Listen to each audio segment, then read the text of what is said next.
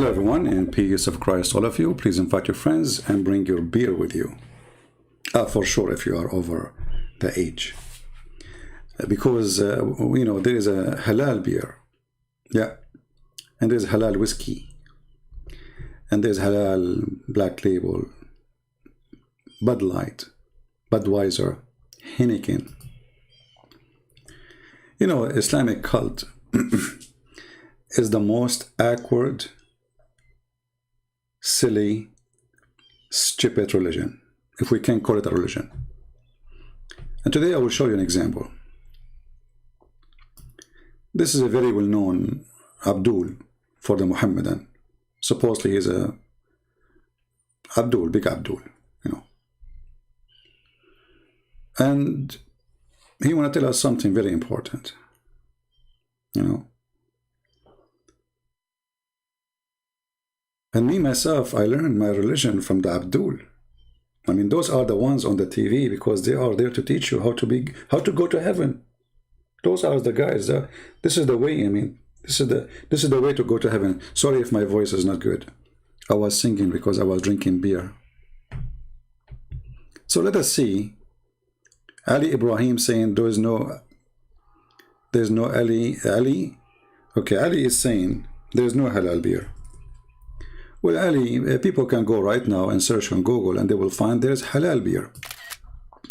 You Muslims have halal for everything. Even there is a store, is, you know, halal sex toys.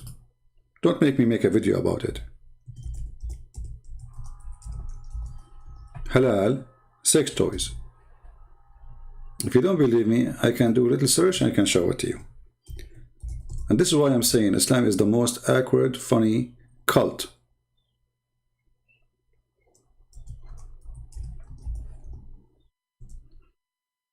In the appearance, Islam is something in details is something else. Halal vibration exploring an X-rated Muslim sex shop.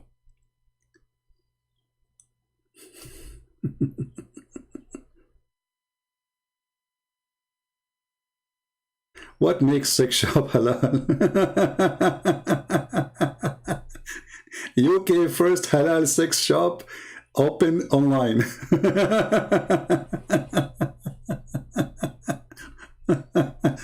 So Ali, you know you are talking to Christian friends, right? So don't go there.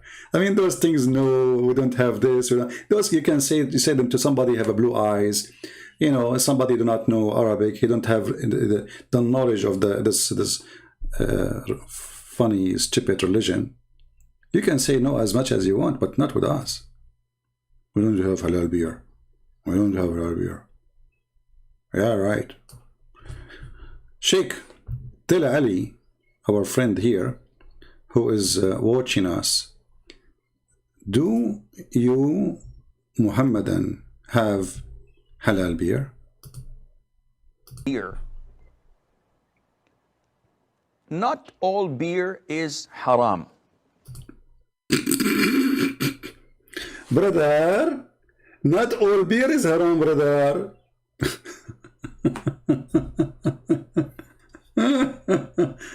Oh boy.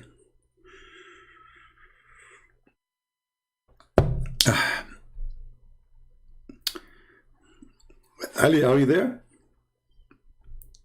Not all beer is haram.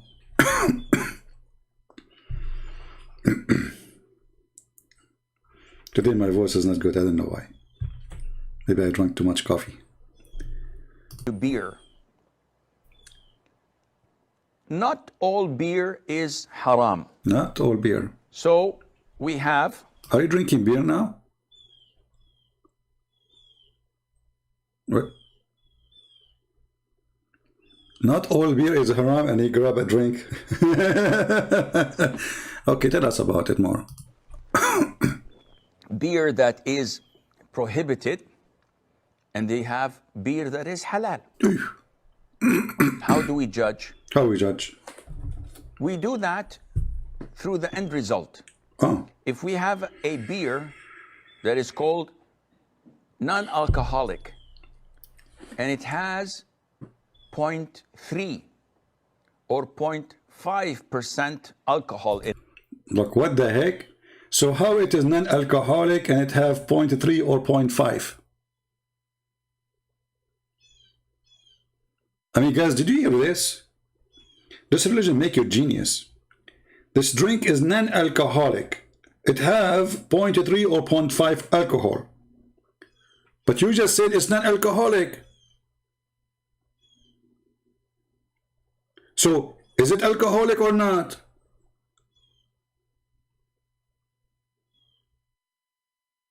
As long as you have alcohol, it is alcoholic.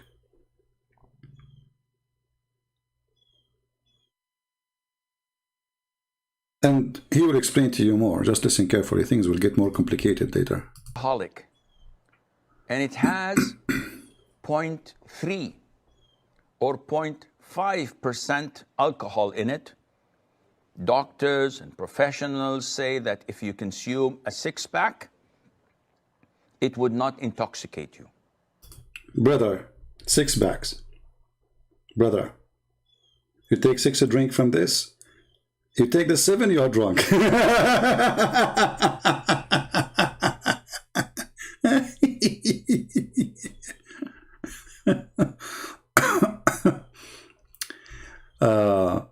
Have you taken a COVID vaccine? No, my friend, I am a Middle Eastern. If COVID come to me, COVID will die.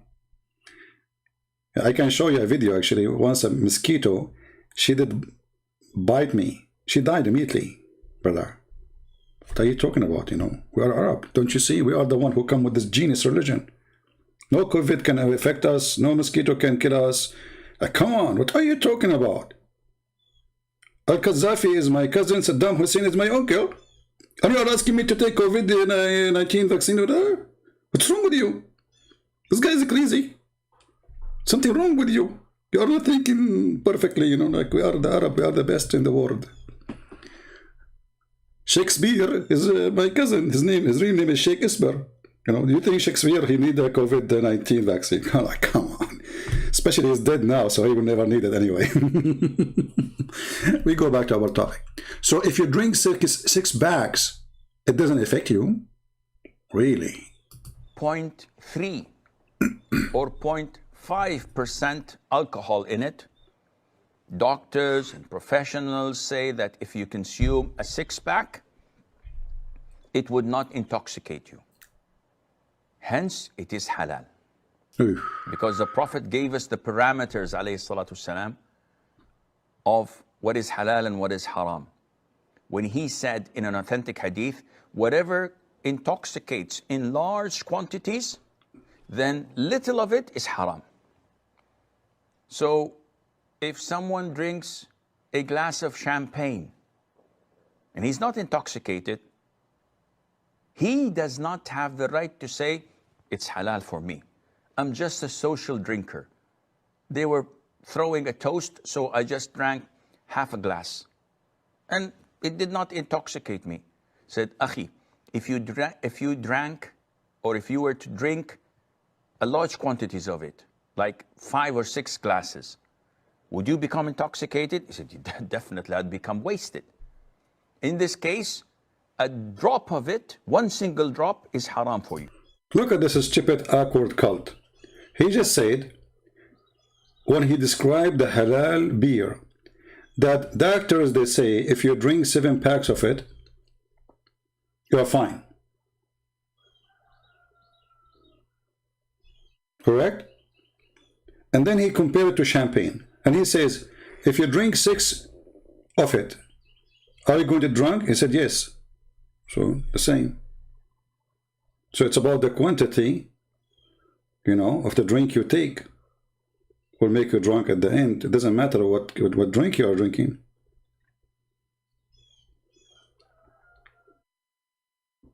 Ali, we will go to the verse you want me to read. We will go there. And later you will be sorry. If we go to 590, trust me, you will be sorry. Don't push me there, Ali. Trust me, you would die laughing at 590. Come on.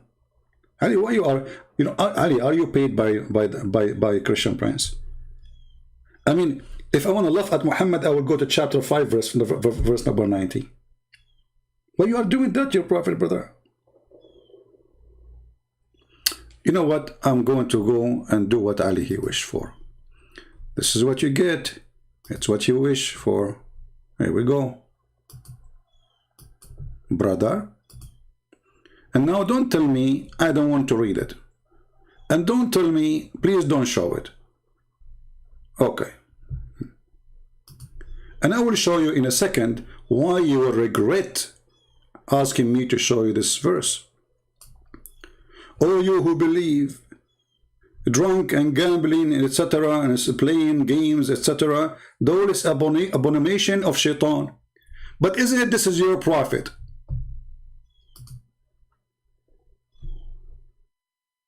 Copying one of our church father saying that in 1 Corinthians chapter 6 verse number 10. Your prophet is a fraud. Even he copied it word by word.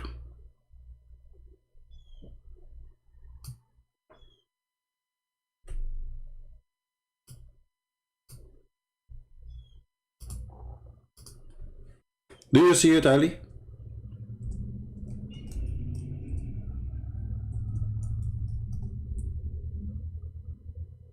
What do you say, Ali?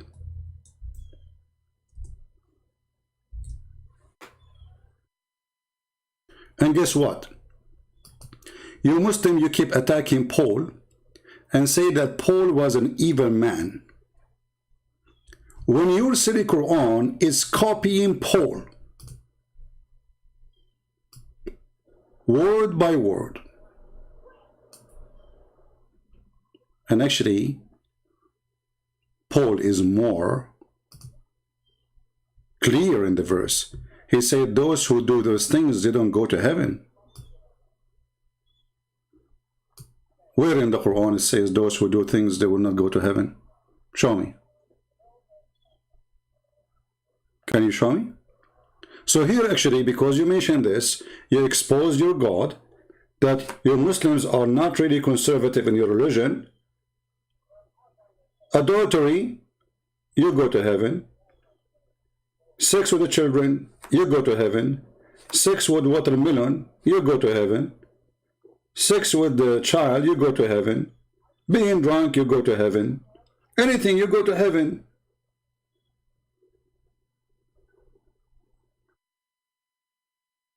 But in the 1 Corinthians, it says clearly that those who do those things, which means if they don't repent, they're drunken. There's people who live, all day they are drunk. The greedy, the thieves, the abusers, and all those things go to your prophet, by the way. He was a drunk, he's a thief, the whole rest.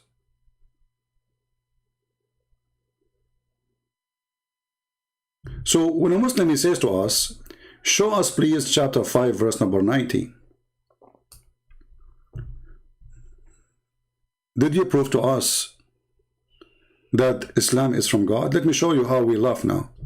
According to your God, chapter 5 verse number 91,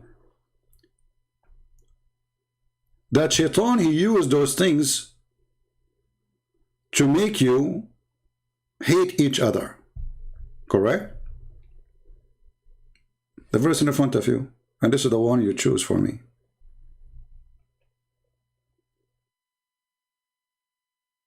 But isn't it your God in the Quran? He praised alcohol, saying it's wonderful, it's great, it's amazing. Actually, it's a miracle from Allah.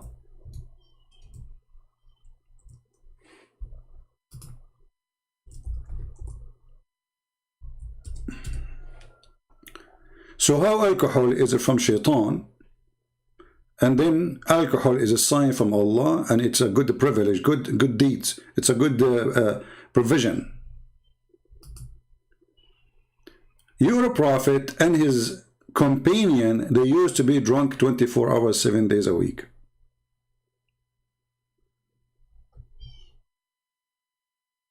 We have Bara saying, Christian pagan, I don't know who is the pagan here. It is you, my friend, who kiss a black stone which is in the shape of a vagina. Not me. You see, here you notice, by the way, that Muslims always they accuse you of things. In fact, they are the one who does those things. They say that wine is haram, but Allah, He promised you a river of wine in heaven. So, if wine is coming from the devil, why Allah is promising me the work of the devil in the heaven? And here, this is another idiot, saying a Christian pagan, black stone kisser, a guy who bow down in front of a stone. He kisses stone, and he believes if he touch a stone, it erases his sin. And yet he talk about paganism. You see, the Muslims, they go, they make fun of the Hindus, of the Buddhas, or everybody. They are supremacists. But in fact, there's nobody pagan as they are. All your religion is based on stones. All your religion is based on the stone. We don't worship the cross. And we don't believe that the cross will forgive us. You Muslims, in my belief, there's nothing that's called the cross. Cross is a tool of punishment. Just because Jesus, He died there, so we respect what Jesus did to us. We don't respect the piece of wood. You Muslims believe that the black stone, if you touch it, erase your sin. You Muslim, your prophet told you that the black stone is going to have eyes and tongue, literally, not metaphorically, and will intercede for you in the day of judgment. You Muslim believe that the black stone is the helper between you and Allah, the middle person. Actually, the same sheikh we showed you here in another video, if you remember, what was the title of the video? I forgot. I think it was about mushrikeen. He said that the mushrikeen believe in the same thing the Muslim believe in. Exactly the same thing.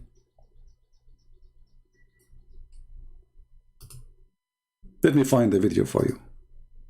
I forgot the name of the video.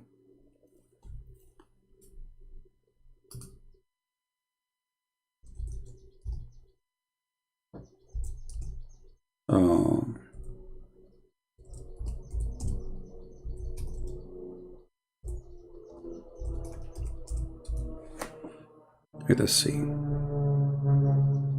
Here we go.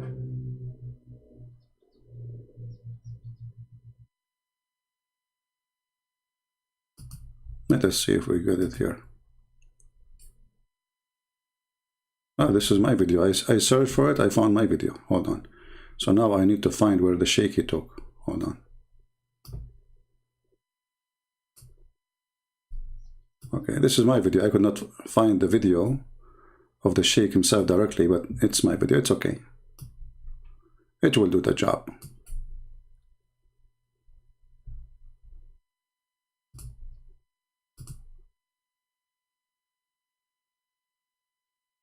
Let us see. We want to hear the guy talking. All right. This quote-unquote renowned scholar. What? You see here, like, you know, like, yeah, I wanna go where he speak, not where I talk. Bless us with this gift. Okay, hold on. I'll talk for you, my friend. Is that the prophet who says, in the case of murder, free for free? Let me see if I can find out. Can we invoke prior to the prophet?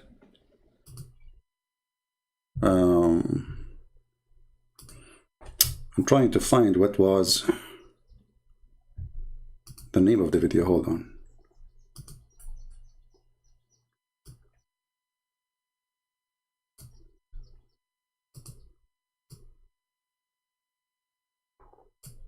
I think it was about invoking. Hold on.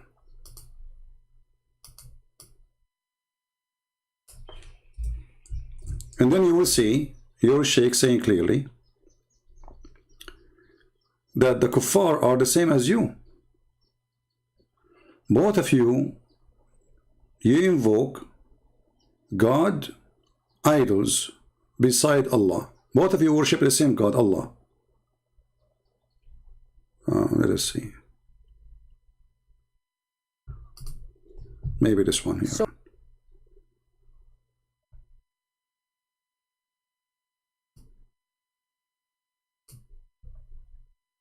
okay, let's see this one. has the intention to call them as gods. So what is the ruling on that? First of all, do not take knowledge from the likes of me or the likes of him. Take knowledge from real scholars. This Here you see another side of the stupidity of this religion. This guy on TV to teach you about Islam, and now he's saying to you, well, you know what, turn off your TV, don't watch me because I'm an idiot. Don't take knowledge from me. Take it from the scholars. Did you see stupidity? So if you are saying to them, don't take knowledge from me, what are you doing there? Continue, Abdul. Madness. quote unquote renowned scholar. He's a da'i. He does not qualify to be a scholar. He's a guy. He's a student of knowledge. So there are so many of us. We are fortunate to be famous because Allah has blessed us with this The American. gift. I'm telling you this. When you My friend, the one who blessed you with the internet is the American. Specifically the Pentagon. Specifically the Army of USA. It's not Allah. So don't go there. Even the internet now became from Allah. Here we go. They hijacked the internet, and the internet now became Islamic, blessed from Allah.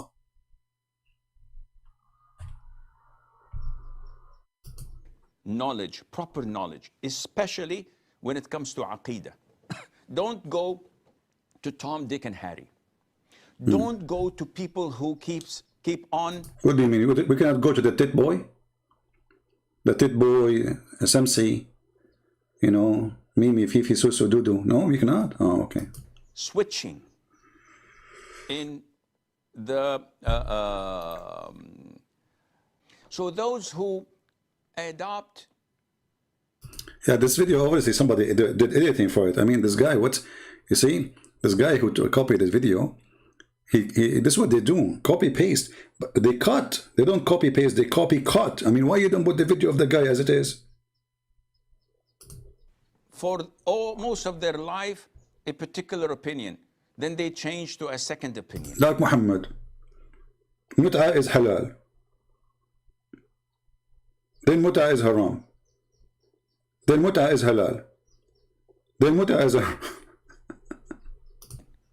Well, give them some time and they will change to a third opinion. Right, yeah. Are these people worthy of being followed? No way. In matters of Aqidah? No way. Definitely not. Definitely. Now, Mehwish says that it's permissible.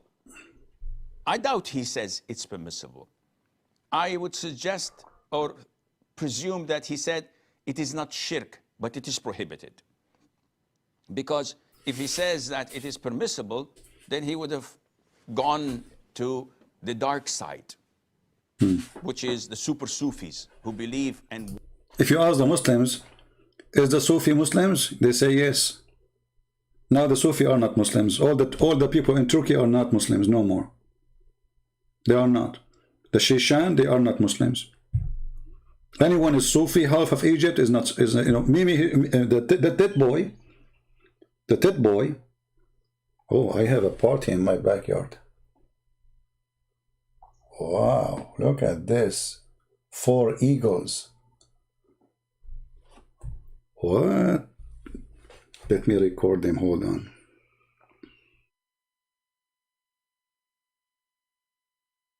Come on, buddy. He hid behind a tree.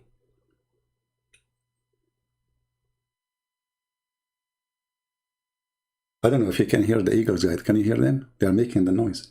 Look, look, look, look. What's happening here? How come too many of them? Oh boy. Anyway, so brothers and sisters, sorry for, like, you know, they disturb my thought. You know, they are beautiful, beautiful birds, you know. And by the way, eagle is from Allah, brother. Yeah. And he's a Muslim. Worship truly the graved people. But he thinks that it's a sinful thing, but it's not shirk. And why would someone say that? Nowadays, we are in an era where people compromise their religion. So in order to gather as many people around us and to gather as many followers, being a tolerant person, advocating of tolerance, being okay with all strands of the society. That's what they do. They compromise their own religion. So they try to walk a very thin line. Did you hear it, people? And they say we cannot label people as mushrik because there's so many of them. Well, Allah Azza wa Jal labeled them in the Quran when he said, وَمَا يُؤْمِنُ أَكْثَرُهُمْ بِاللَّهِ إِلَّا وَهُمْ مُشْرِكُونَ. The vast majority of them, of the people, the inhabitants of earth, would not believe in Allah except while committing shirk. Did you hear it? Muslims, they compromise these days, lying about their religion in order to gain more people to join Islam. So when a Muslim, he come in like a speaking corner or etc., he declare all true things about Islam. Like when you debate them, do Allah have body part or who said so? They deny it. In order to win an argument, even if it's temporarily, just to fool the crowd. That's what the Sheikh was saying, and this is true. What is their belief in Allah Azza wa Jal? It's the same belief of the pagans and the idol worshippers. Did you hear it? The belief in Allah is the same as the belief of the pagan and the idol worshippers. Islam is the same religion. Listen carefully. This is not me who said that. Inhabitants of earth would not believe in Allah except while committing shirk. What is their belief in Allah Azza wa Jal? It's the same belief of the pagans and the idol worshippers. Are you serious? Yeah. The pagans and the idol worshippers used to believe. Used to believe that Allah is the provider, that Allah is the giver of life and death, that Allah is the creator, that Allah is the facilitator of their affairs. Exactly. It's all over the Quran. If you read the Quran, don't look to scholar so-and-so differed with scholar so-and-so. Go to the sources. In the beginning of the video, he says to us, don't listen to me, go to the scholars. Now he's saying to you, don't go to the scholars, listen to me.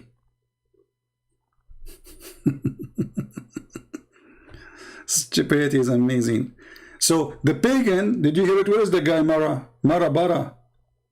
Pagan are Muslims. They worship the same God. They worship Allah. They believe He is the provider. They believe He is the creator. They believe. This is the pagan. You Muslim call them pagan, and they are Muslims like you. So what is different? The Quran says to us in black and white that pagans and idol worshippers believed in Allah Azza wa Jal. Do you hear it? This is their belief, but associated others with Him.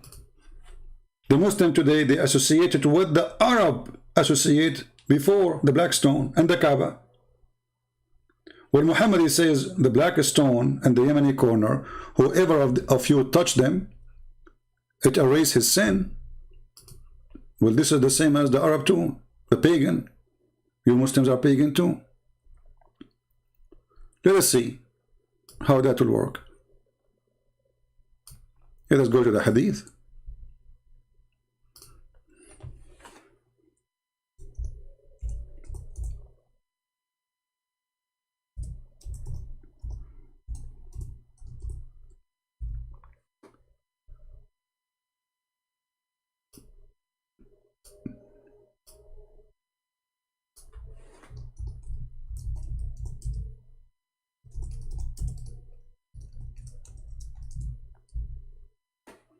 No, I'm typing, hold on.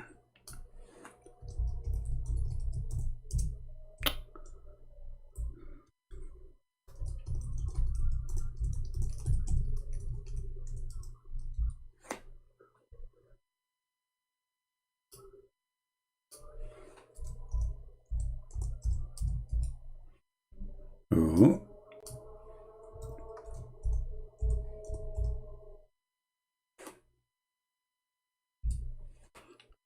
Let us see what the hadith says, and why Muhammad he ordered the Muslims to touch those two corners, the black stone. Here we go. So the Sheikh he just said that the pagan before Islam, they worship Allah, they believe He's the creator, He is the provider, etc. Everything the Muslim believe. Additional to that, they take with Allah a helper, idols, to intercede for them to Allah. That is the black stone, as you see, and this is the Yemeni corner. Now, the Yemeni corner is a different story, which is higher stupidity from Muhammad. There's a temple in Yemen, it's called the Temple of Al-Makkah. You can search it in Google. And this temple is to worship the moon god. Before historians, they used to think, and this is why I say, not always what historians they say to you is true, that this was the temple of the sun. And at the end, they were able to discover the words, like, the language. They were able to read it. And they come to the conclusion that this is the temple of the sun. Sorry, temple of the moon. This is a temple built by the Sabian. And this is where Islam is coming from.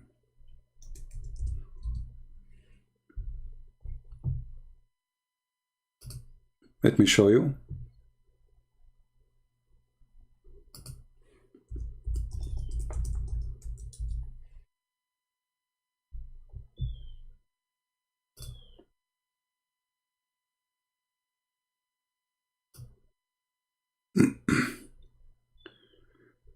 They call it Barwan Temple. This is other name, but the known name is Al-Makkah. And this is what is left of the temple. I mean, this website, you have to sign in and you have to log in, blah, blah, blah, you know. But anyway, it is for the moon god. For the moon god.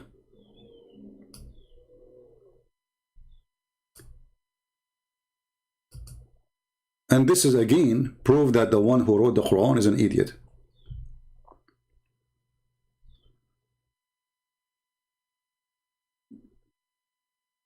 Let us see here. You can search, I mean, you can search yourself, you will find it's all over, you know. Goddess Al-Makkah, and this is where the name Mecca, by the way, is coming from, most likely. It's a copy of the original temple. So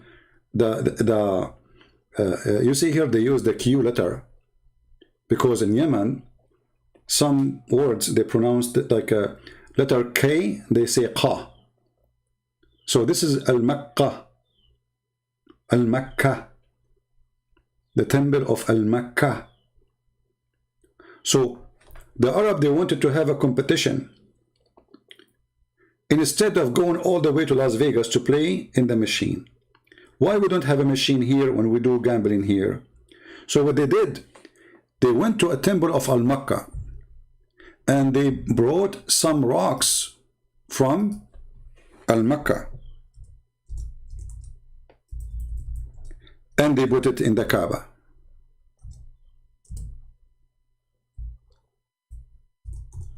And this is why Muhammad saying, whoever touched those two, the black stone and the Yemeni corner, it erases sin. This is the Yemeni corner. And you will notice here that the corner, this corner, the stones there are not in harmony with the other stones. They are different. And this is why the Kaaba here in this area is stripped. Why? Because it's of a necessity. You have to expose it because people need to touch it.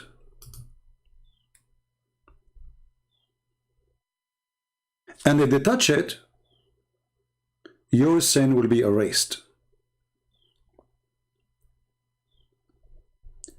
And yet Muhammad, and he come to you and he said to you, pagan.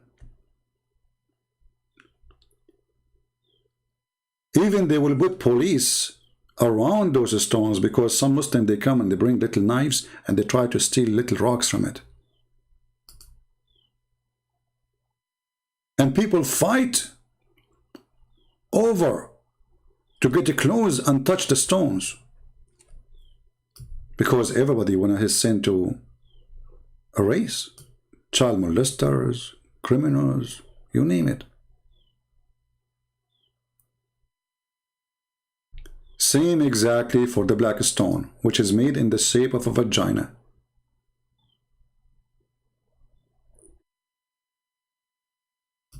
And even the Islamic book says that women before Islam, they used to go around the Kaaba, especially women who have no kids, they cannot have kids, or they want to get kids but they could not. When they have their period, they place their hand inside their private part and they grab whatever blood they can get from there, and they place their hand inside the black stone, citing a certain prayer.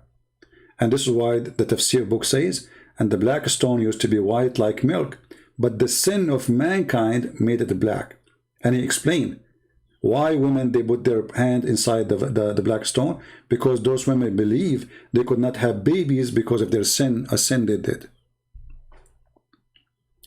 And yet the Muslims always, they throw things at you. They say you are a drunk person, when Muhammad, he and his followers, they are drunk. They say to you, you are pagan, when Islam is nothing but paganism. Everything in Islam is a religion of stones. There's a big sheikh, his name is al-Qaradawi. He says, I think it was al-Qaradawi, he said that. He said, in interview, he said, why in Islam everything is a stone? Like we have to kiss the black stone, we go around the stone, we have touched the stone, and even when I do go to shaitan, he said, this is what Islam is about. It's not up to you. Islam is going around the stone, kissing a stone, bowing down in front of a stone, and throwing stones at shaitan. This is Islam.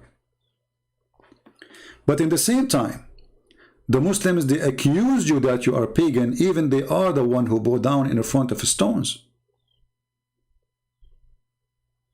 And they are the one who cry in front of the stones. And they are the one who believe that touching stones will erase their sin. Why kissing a black stone, but not kissing a woman?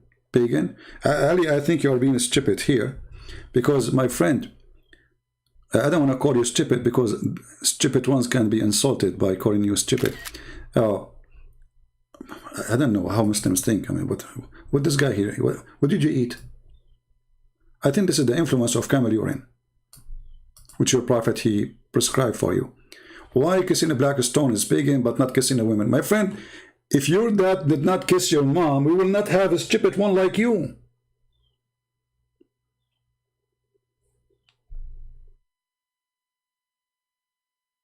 A man, he kisses a woman because this is sexual, or he like her, or maybe they say she is his mother.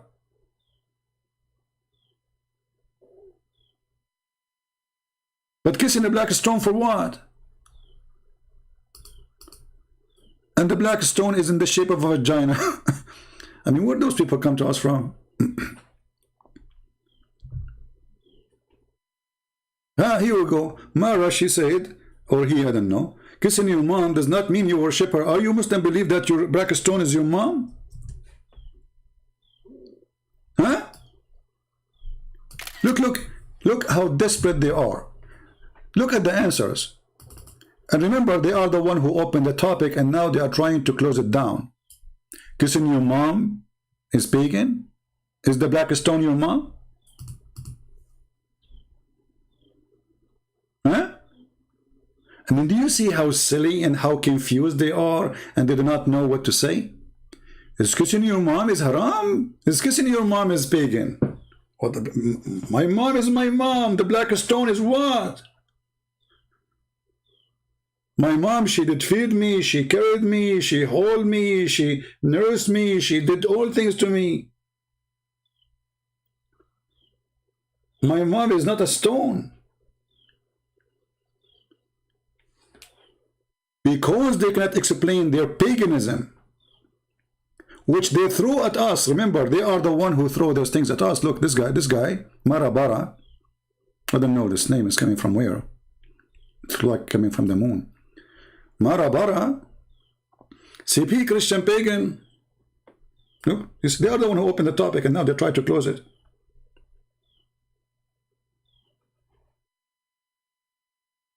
But kissing is not required. No, it's required.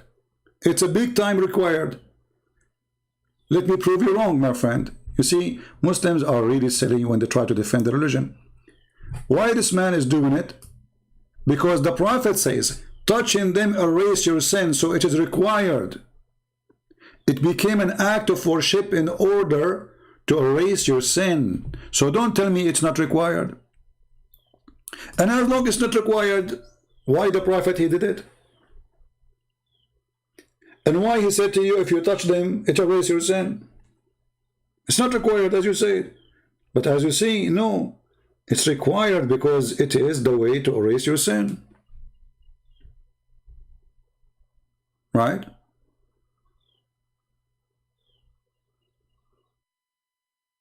Why do you quote a stone with worship? It is still a choice. Oh, so you are saying to me you have a choice to worship a stone, but it's not a must. You are genius. Okay, I want any one of you to tell me how touching a stone will erase your sin if you are not a pagan. If you are not a pagan, explain to me how touching stones in the Kaaba, and specifically not all the stones, the black stone and the Yemeni corner which we showed you in the pictures, how that will erase your sin. Who will explain to us?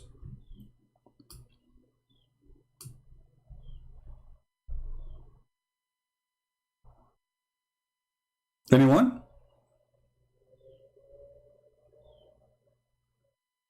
Pagans. You Muslims are pagans. And the sheikh which we played his video is saying the same. It's saying we Muslims and the pagan, we believe in the same thing. We are exactly the same copy-paste. Actually, Islam is a copy of the previous pagan cult. Islam is not something new. The pagan, they worship Allah. The pagan, they believe in Allah. The pagan, they fear Allah. They pray to Allah. And they go around the Kaaba and they kiss the black stone. And Muhammad, he did exactly follow the same steps of the pagans. This is why this guy is saying to you, we Muslims and the pagan, we are exactly the same. Majority of them, of the people, the inhabitants of earth, would not believe in Allah except while committing shirk. What is their belief in Allah Azza wa Jal? It's the same belief of the pagans and the idol worshippers. Did you hear it? Same. Are you serious? Yes, sir. The pagans and the idol worshippers used to believe. Used to believe that Allah is the provider, that Allah is the giver of life and death, that Allah is the creator, that Allah is the facilitator of their affairs. Did you see? It's exactly all over the Quran. It's all over the Quran. It's exactly the same religion. Paganism and Islam is exactly the same. They share the same God, the same worship, the same act, the same rituals. So what is different? Listen to what he was saying. What is different? If you read the Quran, don't look to scholar so-and-so different with scholar so-and-so. Go to the sources. The Quran says to us in black and white that pagans and idol worshippers believed in Allah Azza wa Jal. This is their belief, but associated others with Him. See? Through invoking them. See? And nowhere in the Quran, if you read it from cover to cover, that you will find a distinction or segregation between when you make dua to someone who's dead, thinking that he's capable or not capable of your intention. Dua is dua. Allah says in many places that they invoke others than Allah. He did not call them gods in these ayahs. Allah says clearly that they invoke other than Allah and they don't have any benefit for them or can protect them from any evil. Okay, here you see actually there's a caliphate. He is a friend of Muhammad. He's a perverted man. His name is Umar al-Khattab. he exposed Muhammad, and he said, I know that you are useless stone.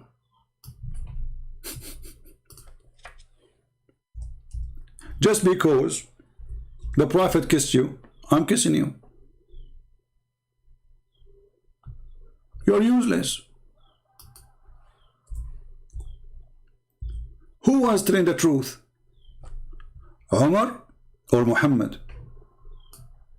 Because Muhammad, he says, no, the black stone is the right hand of Allah. The black stone will come in the judgment day, have tongue, have eyes, and is going to witness, intercede for you. Whoever touch it, Muhammad, he says, the one who touch it, it erase your sin. Umar, he said, I know that you are harmless and useless. Do you see it? Umar, he got Muhammad busted. Copy, paste. Just because the Prophet did it, I'm doing it. Okay, hold on. So if it is useless and harmless, why the Prophet did it? Do you see how stupid this religion is? If it is useless and harmless, why you kiss it? Now here we need to ask ourselves a question. How we can match those? Here it says it is useless. Muhammad, he says it is useful. It erases your sin.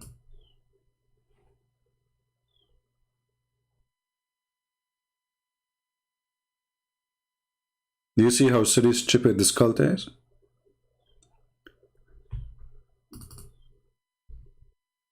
Ali, he said, it removes sin because the black stone is from Allah. Guys, look at this. Okay, hold on. Shaitan is from Allah according to Islam. What does that mean? Well, wine is from Allah. Adam, Eve, you and me, supposedly according to your religion, which I believe not true, from Allah. So stone is a stone. And if this is true, why Umar accusing Muhammad to be a fraud, to be a liar? Because Umar, he said with clear words, you are useless. Secondly, as long the stone is coming from Allah and it erases your sin, who need Muhammad? And who need Allah? And who need Islam? All what we need to do is just to touch the black stone, and that's it. It erases our sin, my friend. Who need the Quran? Who need the Hadith? Who need the Sheikh? Who need the Jibreel? We don't need. All what we need is the black stone. It erases your sin.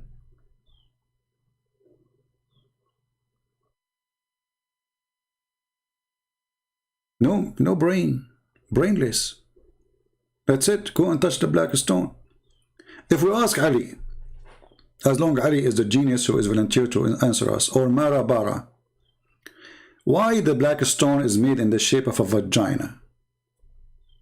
What is the secret about the look? Any Muslim can answer? Is that like a coincidence? It is like because you like it this way? Is it more attractive? What is behind the black stone is in the shape of a vagina?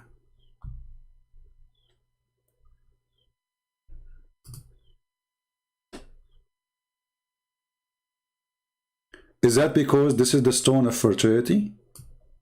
And this is why the women, they used to go and touch it when they have their period?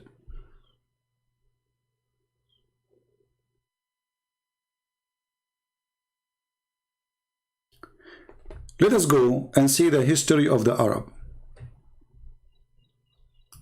The Arab worship stones. And this is in the time of Muhammad and nothing changed.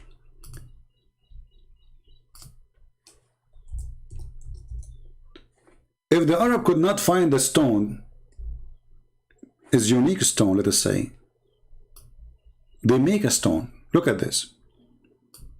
Sahih al-Bukhari. This is authentic. We used to worship stones. What? We used to worship stones. This is a person who lived in the time of Muhammad. This is not a century before, a century after. And when we found a better stone than the first one, we would throw the first one and take the later one. Do you see it? Upgrade. He got a new TV. Do you see it? This is where the black stone is coming from. So they found a stone. It looked different from the rest. And look here, it says, and if we could not get a stone, then we would collect some earth, i.e. soil, and then bring a sheep milk, and that the sheep over it, and put the milk sheep over it, and perform what? Guys, be careful with me. And perform what? Tawaf around it. Do you see it? This is the Muslim tawaf. Muslim, do you see it? This is the Muslim tawaf. You are worshipping Allah, but you are saying the black stone erase your sin. Well, the pagan before Muhammad, they do the same. They worship Allah. We just played the video for you. Yeah. You are just a pagan following the Arab pagan. You are a victim of the paganism of the Arab. Poor you. So after we even make a stone, if we could not find a good stone to worship, we bring sheep milk and we mix it with it. And then we go and do tawaf around it. Do you see it? That is what the Arab practice. And not only that, not enough to forget to mention that the practice around the Kaaba was the most awkward, crazy ritual. They used to go around the Kaaba naked. Totally naked. And by the way, until now, the Muslims are naked around the Kaaba, in case you do not know. They just put a sheet. No underwear, no panties, nothing. It's just a sheet.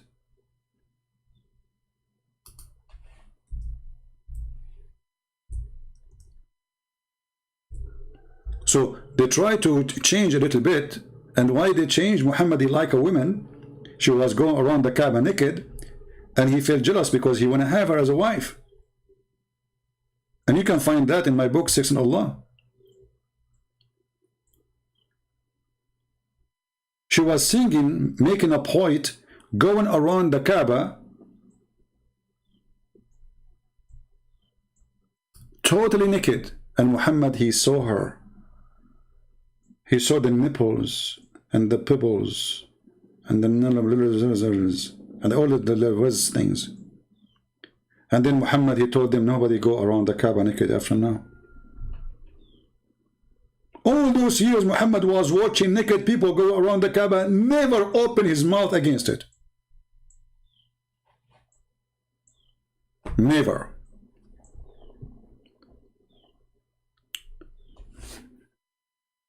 Do you remember the story of Jesus when he went inside the temple? Actually, it's not even the temple. It is in the yard of the temple.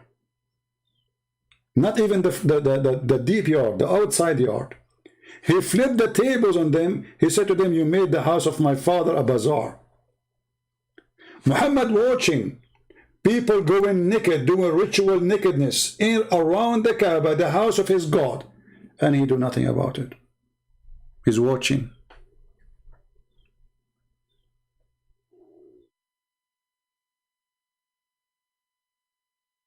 Totally naked. The question is, what was the religion they practiced need or required women and men to be naked? You ask yourself. What is this religion?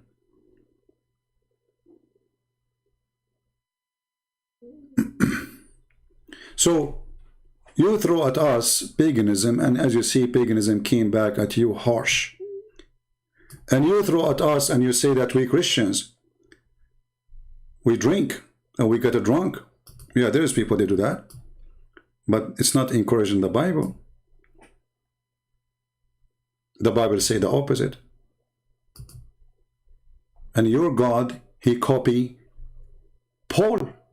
But Paul was more clear about it. Your God, he just said this is from Shaitan. And here you see the funny Muslims' religion is.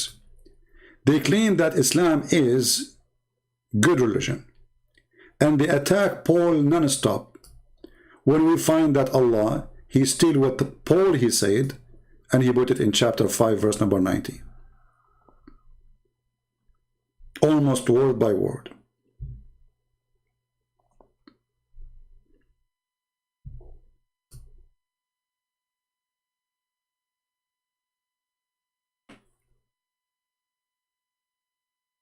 If you drink wine and you get drunk, do you go to heaven? According to Islam, yes. You do. Allah, he says, Allah, he forgive all sin, which is you do, except shirk. What does that mean? Worshipping someone beside him. Anything else is okay. Illa lamam. And then when this man, he was speaking in the video, that if you drink beer and the beer have low alcohol,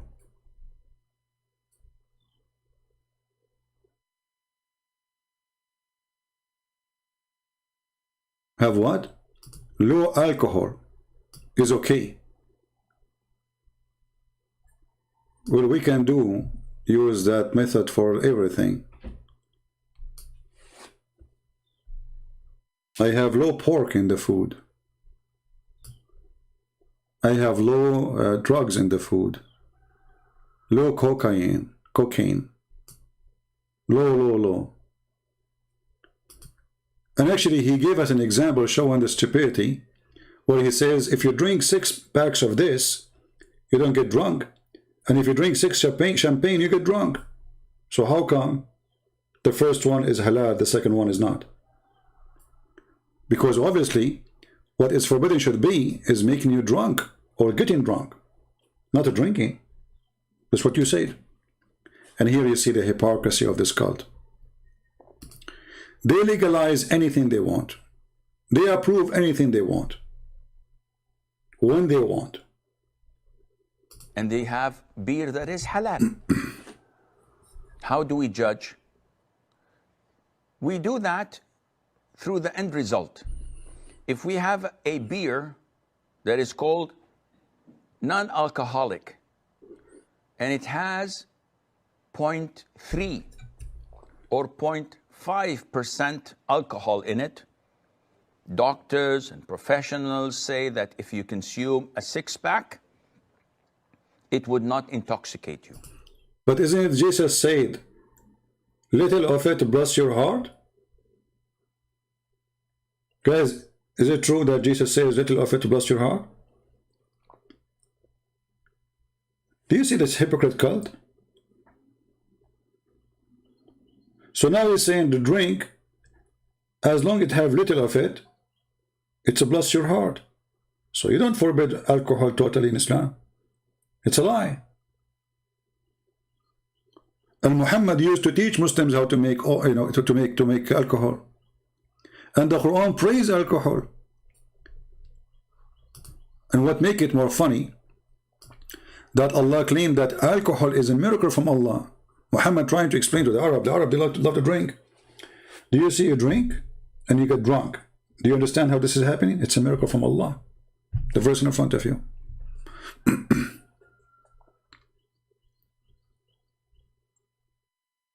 Do not assure Islam is based in scholars. What does that mean? Can you write the word correctly so we can read your words, Aisha? Why you are cutting the letters like this? Are you doing coding like the Morse coding of your prophet? If I try to read your word, it's like Muhammad receiving Quran. How Muhammad received Quran? You remember? Muhammad, he said, he received Quran sometime in the sound of a bell.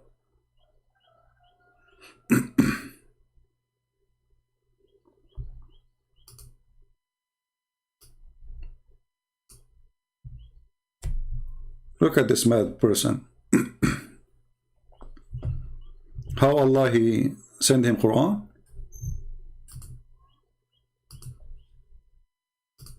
This is an illness. You can go and check any doctor. Those people who have epilepsy, some kind of mental issues. I'm not making fun of them, by the way. I mean, if you are sick with something, that will not make you a bad person.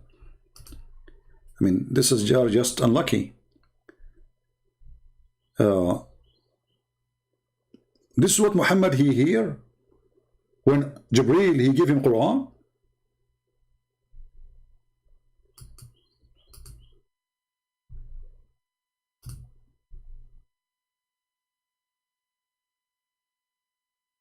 A sound of a bell.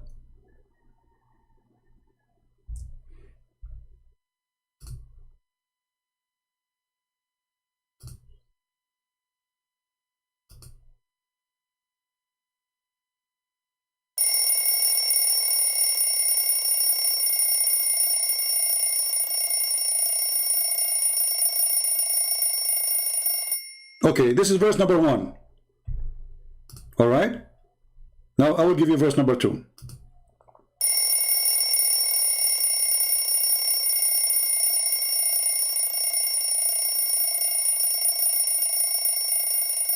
Yeah, this one is longer. I will give you verse number 3.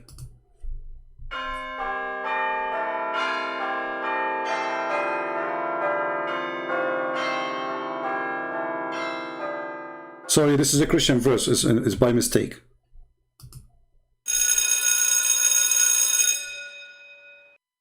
Like, what the heck? The Prophet was receiving Quran as a sound of a bell, so it was not in Arabic?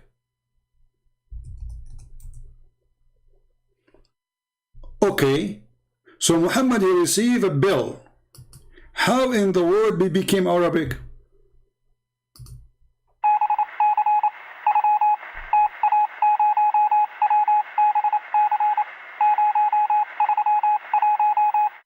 Okay, sir, okay. We are going to attack immediately. I mean, look at the... Isn't it obvious this guy is mentally ill? Even he says, فَيُفْصَمُ عَنِّي.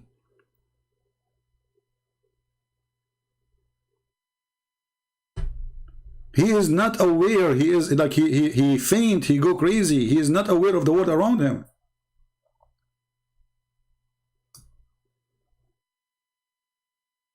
And as long you Muslims, you claim that the Quran is preserved, that means the original Quran was the sound of a bell. Where we can find it? Who wanna recite to me the Quran bell?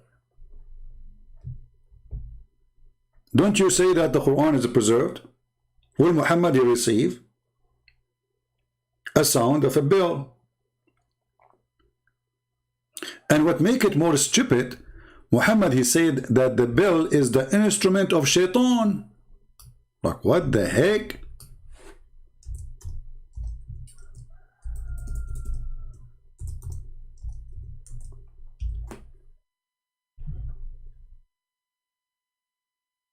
The Prophet of Allah said, BBUH, this is like a kind of a chemical thing, you know, Muhammad is a very high concentrated stupid chemical.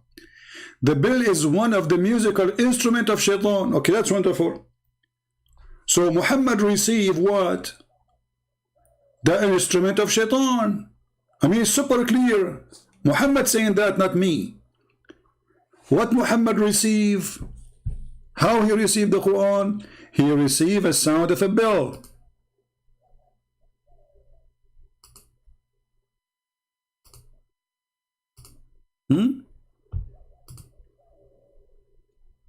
He received what? A sound of a bell. Ringing bell. But what is the sound of the bell? It is the instrument of shaitan. Look at this genius. So in one hand he says, shaitan instrument is bell. In the other hand he said, Allah give me Quran by the sound of the bell. And not only that, Muhammad, he said that angels will not accompany anyone who have a bill. Can you believe it? So how the angel came to Muhammad and he gave him a sound of a bell? I heard the Messenger of Allah saying, the angels do not enter a house which there is a small bell. Look at the phobia. Hey, Jibreel, come in my house. Jibreel is big, so big, he can cover the horizon according to Muslims. He has 600 wings. He's so little bell in my house. He cannot get in, sorry. Hey, Jibreel, come on. Look at this guy. There's a difference between ringing bell and the instrument of bell. Like, what the heck? My friend, somebody told you that Shaitan, he is playing bell music. This is the bell. Muhammad, read the hadith in front of you. It says, angels will not enter even a house of a bell. What do you mean there's a difference? Guys, there's a difference between the bell, the sound, the instrument of the bell, and the bell sound. Like, what the heck? Do you see how to try explain to us? And how to try to defend? A big failure. They don't know what to do. In the same time, as long as Muslims agree that Muhammad received Quran as the sound of a bell, what happened after? Did he deliver to you a bell? Or he delivered to you Arabic? How he can Muhammad transform the sound of a bell into Arabic? Who wanna help us?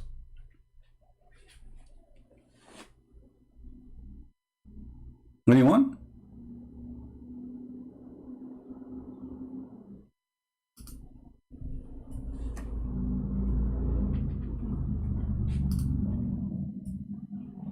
And the funny, they say we are pagans.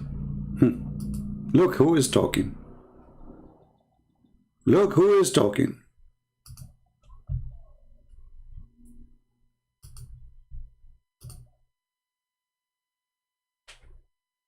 Do we have any Muslim want to say anything?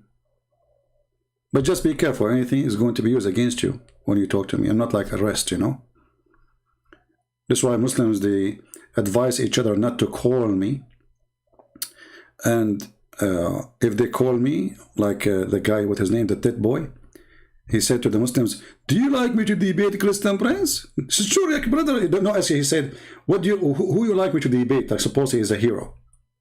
He said, brother, Christian Prince, he's making other people leave Islam. Said, okay. And now supposedly we step a debate. All right, away. He played for me. Like, this is how much they are intimidated. Cowards. Potatoes. The tit boy. Who is a Muslim who is a sheikh, not a tit boy? He dared to debate me. The golden shower boy. They accuse you of what they say. If we quote their prophet, they say you are a sexual predator. They say it, it's okay.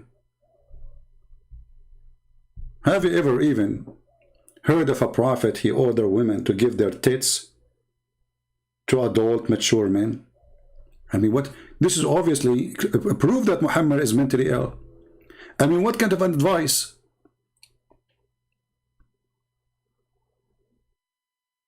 What, can you tell me why Jewish they kiss? You go and ask them, this is not my religion. Same time, if they do that, they have to do it based on the Bible. If it's not there, that means they are just following tradition and being stupid. Very simple. You can go and do it. You see, when we judge the founder of the cult. So when we say Muhammad, he kissed the black stone, you cannot say, oh, Muslims, we have nothing to do with this. This is a tradition of somebody. It's your prophet who kiss it. It's your prophet who claim it erased their sin. So if a Jewish guy, he do something, this is business. This is between him and God. But did his God say that to him? The God in the Old Testament said it clearly, make no images of what up in heaven or down in earth. Simple and clear.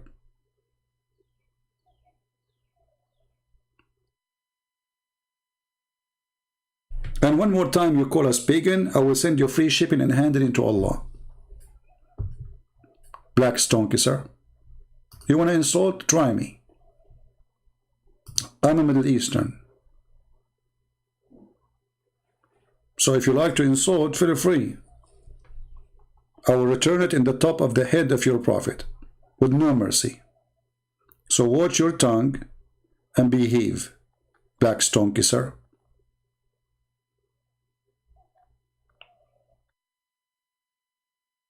So they drink wine and they get drunk. And even the Quran says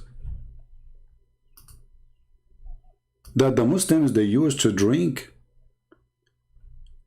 and get drunk and go to the mosque to pray.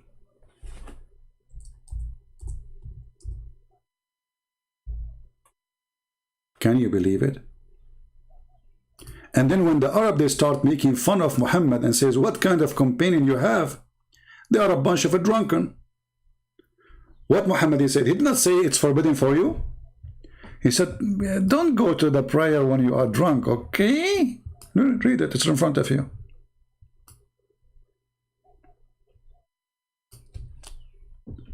Do you see it? And here you can tell that Muhammad was a very lousy person. He's a hippie. He has double standard. And if a Muslim, he will say to you, oh, Islam came in stages because he cannot forbid them right away from drinking. Why they cannot? Are you tribing them? Either you accept my belief or you don't. Are you tribing the person? Yes, Islam will tribe you. Islam is a trap. Get in, you cannot get out. Do you remember the sheikh in the video? He says, don't be like those who these days they compromise in order to gain numbers. You remember the video? They compromise to gain what? To gain numbers. Talking about Muslims. Well, Muhammad was doing that. Actually, everything this guy he said about the pagan is exactly about Muhammad himself. Muhammad, he did the same. People as mushrik, because there's so many of them. Well, Allah Azza wa Jalla labeled them in the Quran when he said, وَمَا يُؤْمِنُ أَكْثَرُهُمْ بِاللَّهِ إِلَّا وَهُمْ مُشْرِكُونَ. The vast majority of them, of the people, the inhabitants of earth, would not believe in Allah except while committing shirk. What is their belief in Allah Azza wa Jal? It's the same belief of the pagans and the idol worshippers. Are you serious? Yeah. The pagans and the idol worshippers used to believe that Allah is the provider, that Allah is the giver of life and death, that Allah is the creator, that Allah is the facilitator of their affairs. It's all over the Quran. If you read the Quran, don't look to scholar so-and-so differed with scholar so-and-so. Go to the sources. The Quran says to us in black and white that pagans and idol worshippers believed in Allah Azza wa Jal. This is their belief, but associated others with Him through invoking them. And nowhere in the Quran, if you read it from cover to cover, that you will find a distinction or segregation between when you make dua to someone who's dead, thinking that he's capable or not capable of your intention. Dua is dua. Allah says in... Isn't it the Quran says, Allahu wa malaikatahu yusalluna ala nabi, and Allah and the angels praying on the Prophet?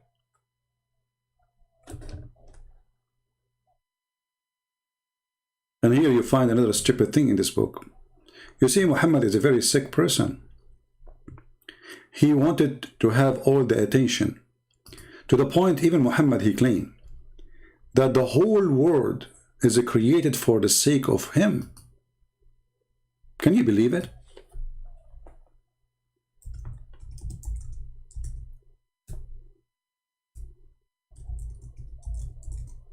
The trees, everything. Grass, fruits, sky, sun.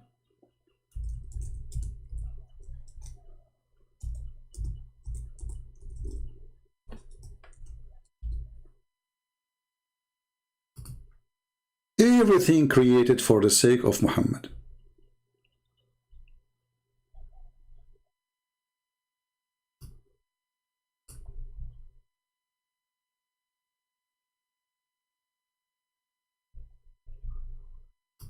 And let me show you what I'm talking about.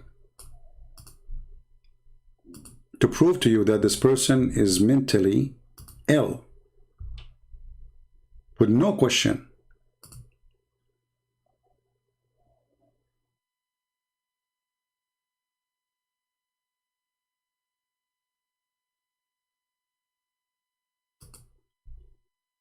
Okay.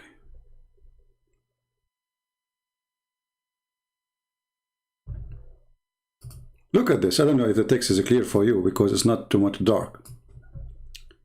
If not you, Muhammad, Allah said, if not for you, O Muhammad, I would not have created the creation. Who's talking supposed to Allah? Do you see how sick, pagan this person? This is a pagan teaching. That everything, because you see, Muhammad here is copying what the Bible says about Jesus. And what make it pagan, because Muhammad is a man, not God. I mean, the Muslim, do you Muslim believe he's God? You say no. But it says here, everything created for him. The Bible says about Jesus, everything created for him and by him. For him, by him.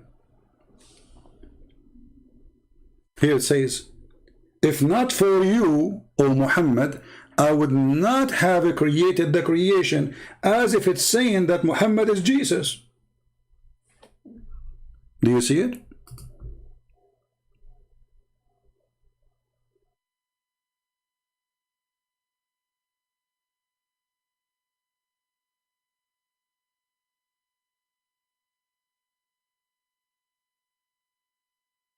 Answer Aisha, I don't know what she is saying. Anyone can understand what she is saying? Christian Prince is a coward. He know what I said is real. This is why he's hiding from you. Well, Aisha, do you like to call me hiding it from you, potato? What hiding from what from me? Do you like to call me? And don't worry, I'm not going to ask you to practice breastfeeding as the Prophet said. And use normal letters so we can read your words. Stop being an idiot. And then he continued. This is the Muslim answers now. The answer, the question asking, is this hadith is accurate? Is it good? The answer is, indeed, the Prophet of Allah is the reason for the creation of Adam. Peace on him and the universe, brother. The Prophet, if the Prophet of Allah was not in existence, then the Arsh, the throne of Allah, the Kursi, the chair of Allah, the tablet of Allah, the pen of Allah, the sky, the earth, the heaven, the hell would not be exist. Do you see it? Pagans. I'm not even in Paltalk. Yeah, why I want to go in Paltalk? Why, somebody want to debate me? If there's somebody want to debate me, you are not even in Paltalk. Here we go. I will look in Paltalk. Who is a Muslim want to call me?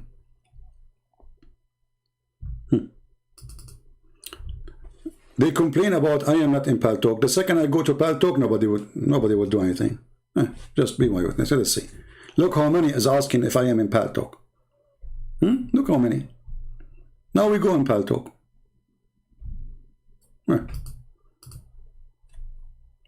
1, 2, 3. Bingo. We are in Paltalk. Who is a Muslim wanna talk to me? Any Muslim? What?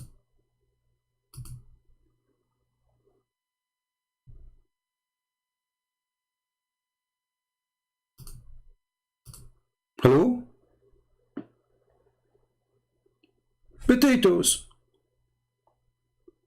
They talk about come to Paltalk. You are not even in Paltalk. How we can call you in Paltalk? And then we go to Paltalk and nobody call us.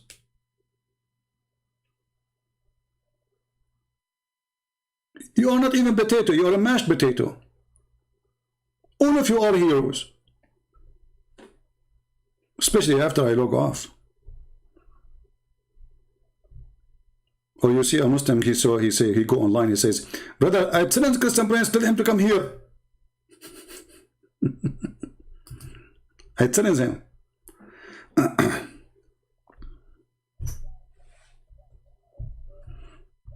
I don't know if he is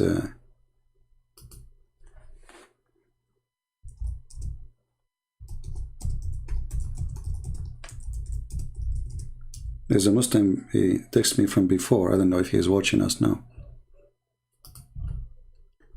Do we have any Muslim explain to us how Allah, he created the whole universe for Muhammad? Everything created for Muhammad. The Prophet of Allah said when Adam made a mistake, which means he commits sin, he asked, oh Allah, I ask you for the sake of Muhammad to forgive me. Guys, look at this story. Look how hilarious. Allah said, oh Adam, how do you recognize Muhammad when I have not created him yet? Adam said, Allah, when you created me and blow into me the spirit, I lifted my head and saw written on the arsh, which means your throne, that the Shahada, there is no God but Allah, and one God, and Muhammad is his messenger. Adam, he saw it there. So I got to know that you would only join your name with the one, the most beloved one to you. Allah said to Adam, O Adam, you have spoken the truth. Indeed, Muhammad is the more beloved to me than anything. Do you see, Muslims? Who is a Muslim agree with this story? Who is a Muslim, he agree with this story?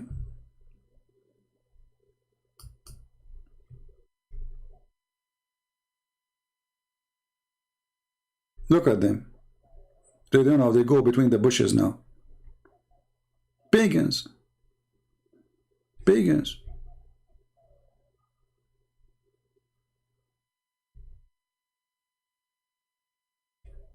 Religion of the pagans.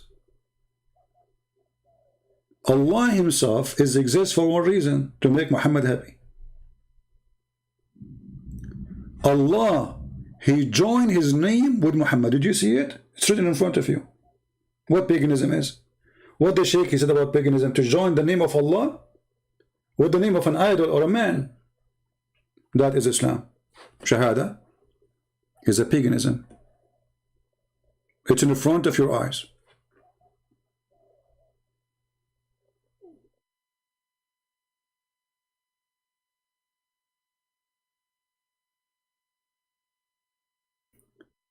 They joined the name of Muhammad with the name of their God. They made a Shahada,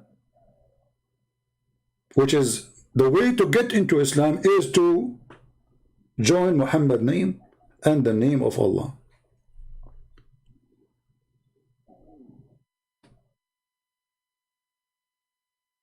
And she can text me, Aisha, in Palto. As long as she is not 6 years old as the wife of the Prophet. If she are adult and you are over 20 something, you are welcome to call me. If you are 6 years old or under the age, don't call me. I will hang up on you. Do we have any Muslim want to explain to us why the pagan Muslim? So anyway, the video is going like all over the place here. But as you see, we are just refuting the Muslims who speak about us. But everything they claim about us, we don't have it. It is them who have it. Prostitution is the religion of Allah. Even the Quran said it clearly. Force not your girls, who are they? The slaves, to do prostitution. And if you forgive them, if you force them, Allah is all merciful. There's no punishment. The Arab women, they start complaining that their husband, they turn into pimps. Pimps, literally pimps. They capture girls and they force them into prostitution. And then Muhammad, when he make himself look better in front of the Christians and the Jews and everybody, they are disgusted by this religion. So what he said? Force not your girls into prostitution if they choose a chastity. What if, so if they agree, it's okay? Yeah, that's what the verse is saying. Force not your maids to prostitution when they desire chastity, in order you may gain and gain good or money. But if any one of you force them, Allah is all merciful. Do you see it? This is a license for prostitution, especially if the girl agree. Do you see it? There's no verse in the whole Quran says don't do prostitution. The verse saying the opposite. Don't force them to do it. If they agree, you are good to go. And if you force them, there's no punishment. There's no, Allah is all merciful.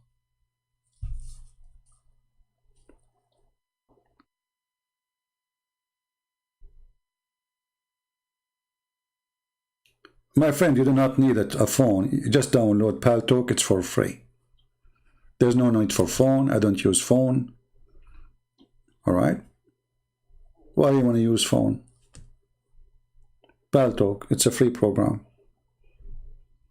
All what take you is just sign in, take you 2 seconds, download the app, and contact me.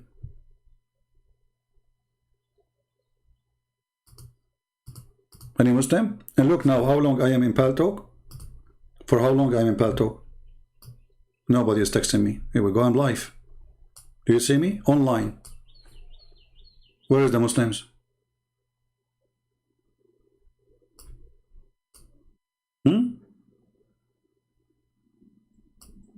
Where is the one who was crying? You are not even in Paltalk. That's what they do.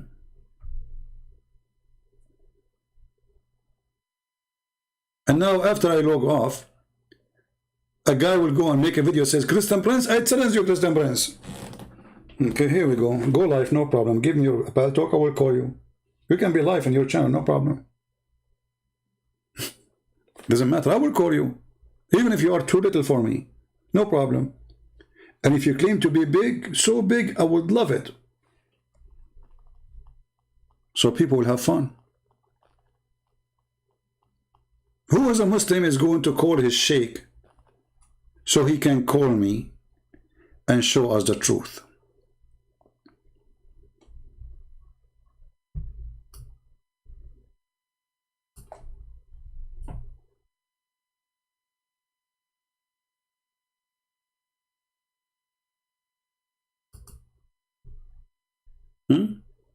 So if you drink 6 packs of halal beer, it's okay.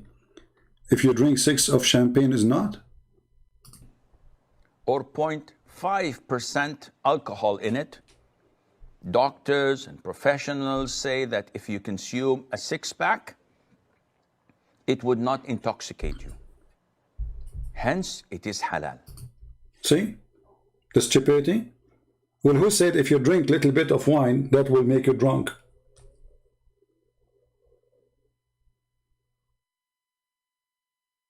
I remember I used to have a Muslim friend. He's a Muslim. Actually, he's a Shia. You know, I consider him as a friend because he don't really follow Islam at all, you know. But this guy, he loved vodka. You know vodka? Very strong. He drink the whole vodka as if he's drinking water and he don't get drunk. Based on what he just said, if you drink a bottle of vodka and you don't get drunk, it's halal. We just heard him saying that. So what's the point of this forbidden drinking? Just say forbid to be drunk. And that's it.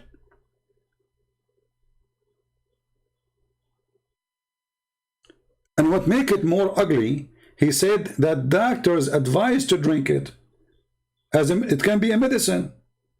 So alcohol is not bad. As anything else, if you use too much of it, it can kill you, it can harm you. Too much fat will harm you. Too much meat will harm you. Too much sugar will harm you. Too much salt will harm you. Like any food. But because Islam is an empty cult, it's empty. And Muhammad was desperate trying to build a religion or something look like a religion. The Jews have rules, so Muhammad he started making rules. And the rules get more complicated with his superstition. Like, you know, the black dog is the devil. If you go and have intercourse with your wife, Shaitan will wrap himself around your penis. Muslim is a person who lives under conspiracy situation. Maybe the admin can post the link for you about this penis thing. So if a Muslim he want to go to have sex with his wife, now he is worried because Shaitan will round himself around the penis. Like what? So now your wife, she is like excited, waiting for her husband. She put makeup, she put perfume, and now the Abdul is coming. And now the Abdul stands in front of her suddenly. He cannot get close yet because he have to recite certain prayer, otherwise Shaitan will round himself around the penis of this Abdul. And then the Shaitan will do boom boom to your wife.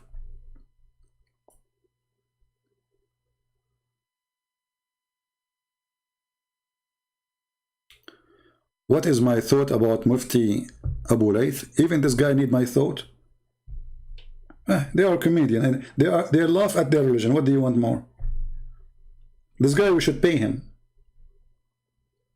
What is my thought?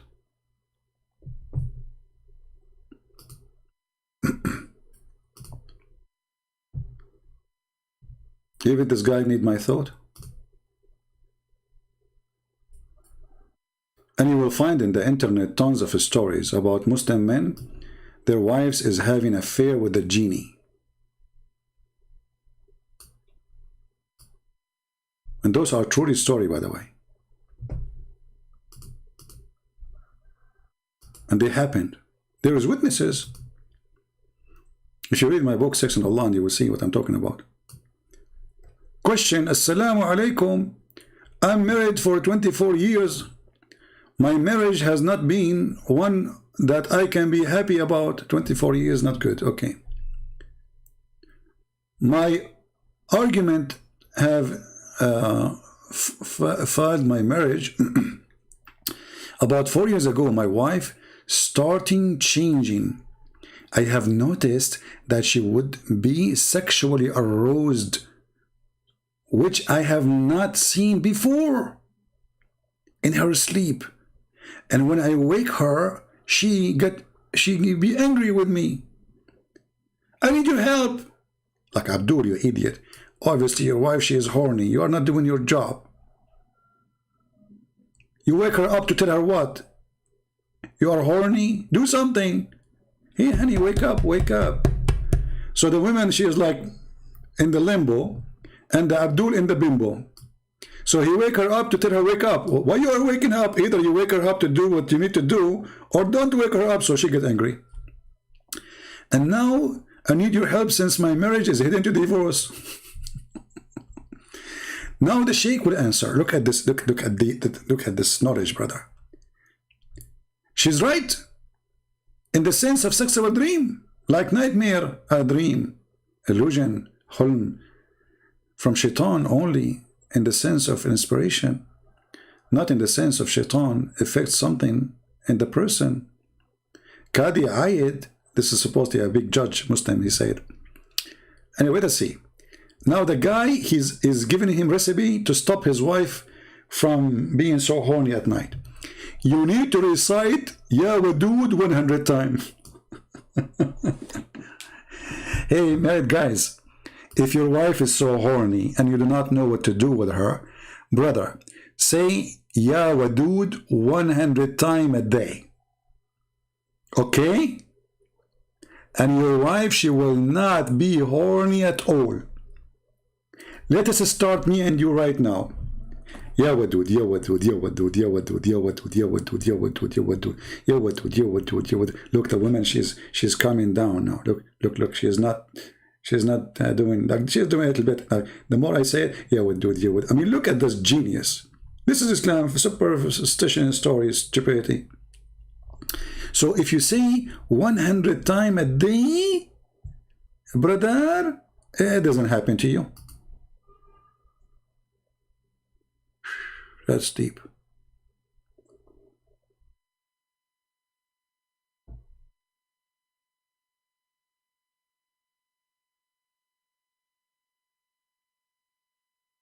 Crazy stuff. The truth is, it is possible for a human being and jinn to have intercourse. Al-Thalabi mentioned in the tafsir that in this meaning, and this is why here the Prophet, he says, if a man, he have to pray, he have to recite a prayer. Yeah. So shaitan, he round himself around your penis if you don't say the prayer. So Muhammad, he was trying to create as much as fictions in order to control your brain, your thinking. Do you remember me? You made me a moderator when I was a Muslim. I don't remember you, Yasmin. I don't know. So what happened, Yasmin? Are you okay now? Are you okay, my friend? So you are the Muslim now? Oh, Yasmin, come on. You don't want to get to heaven and you will be jailed in a big tent? Come on. How in the world somebody he lose such an opportunity? Brothers and sisters, if you are a Muslim woman, in heaven you will be in jail. So beautiful. Only your husband can see you. No shopping, no mall.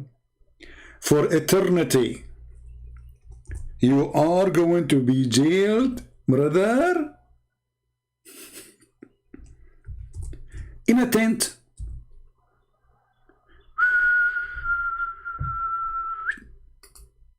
Brother, how beautiful. I know all women like to be jailed, you know. I mean, they love it. Just put them in jail. They go crazy, women. You know, they love it. They love it. It's one of their hobbies. Oh, you are Christian now? Well, good for you, Yasmin. Okay, Yasmin, you know what? I'm going to make you an admin, my sister. I don't know you, but I trust my instinct. Here we go. You become an admin now. But don't bounce me out of the chat. Like, come on. Don't abuse your power. So, wherein both will be those medians restraining in their gallants upon their husbands. And no genie opened the sexual skin for them yet, brother. I mean, this is the God, and this is the only God who described for you what is inside the vagina. Can you believe it?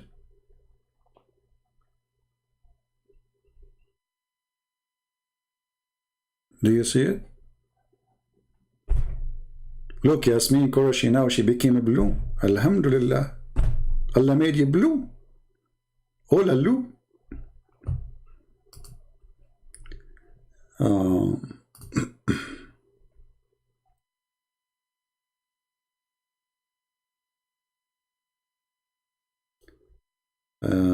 My friend, don't make an account to contact me in Paltalk. I don't contact people there. I just use Paltalk to debate.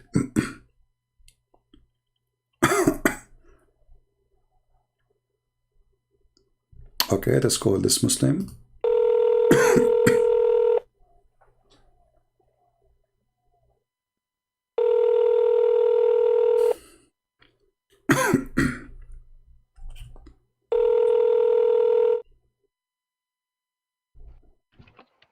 Hello? Hello?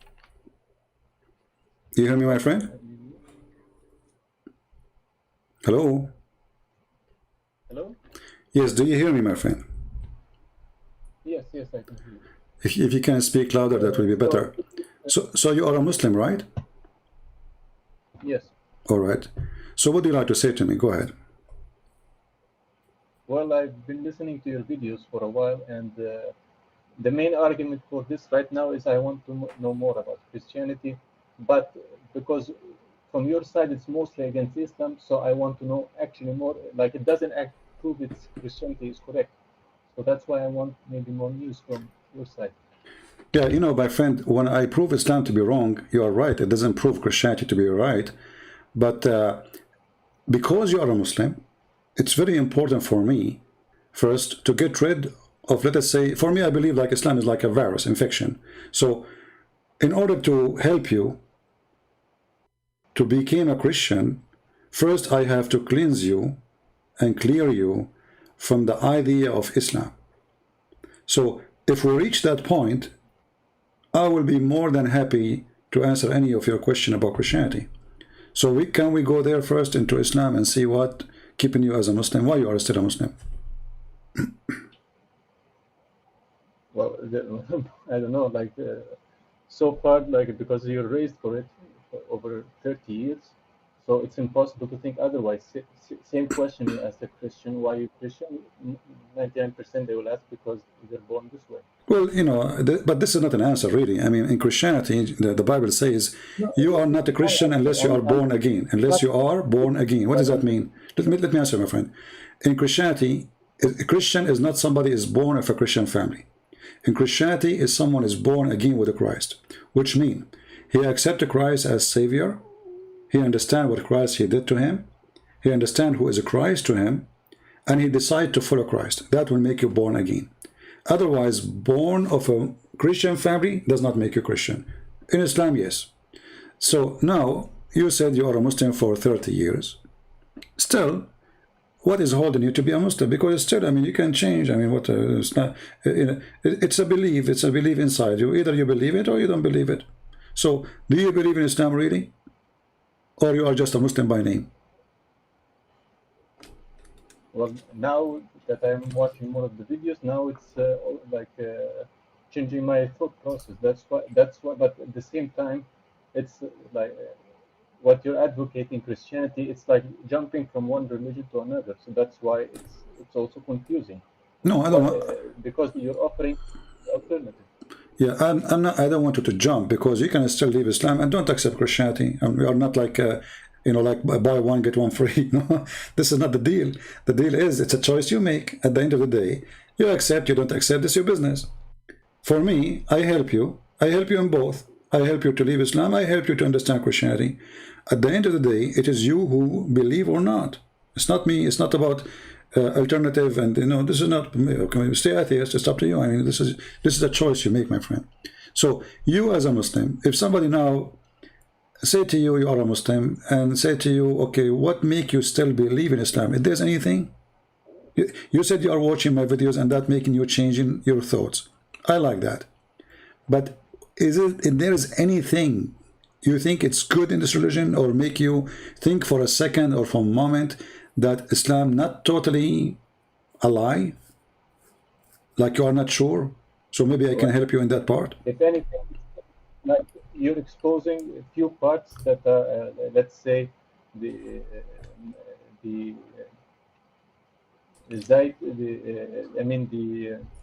child marriage and all of these things, and his son-in-law, marrying Zainab. I don't remember the names. I'm a bit confused. Yes, Zainab. But there are still good parts of it, and this is the only part that's giving me. Like what? Give me the good part. Like giving charity, for example. Okay, like but smiling to people. Okay, hold on.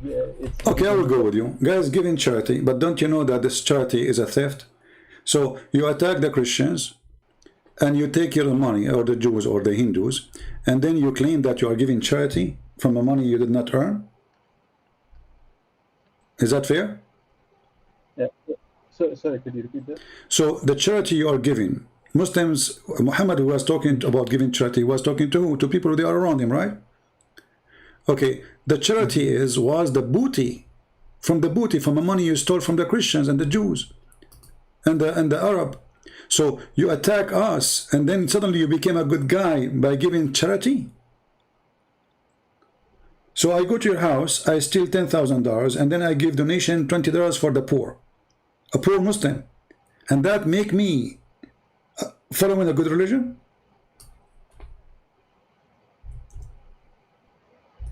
Mm-hmm. How that can be? This, of course, is, yeah, if it's by force, if it's attacking like innocent people, yes, then it's wrong, of course. Let me show you from the Quran the proof of what I say. I don't like to say things without, you know, the proof. And know that whatever of war booty that you may gain, verily 1/5 is to Muhammad. And then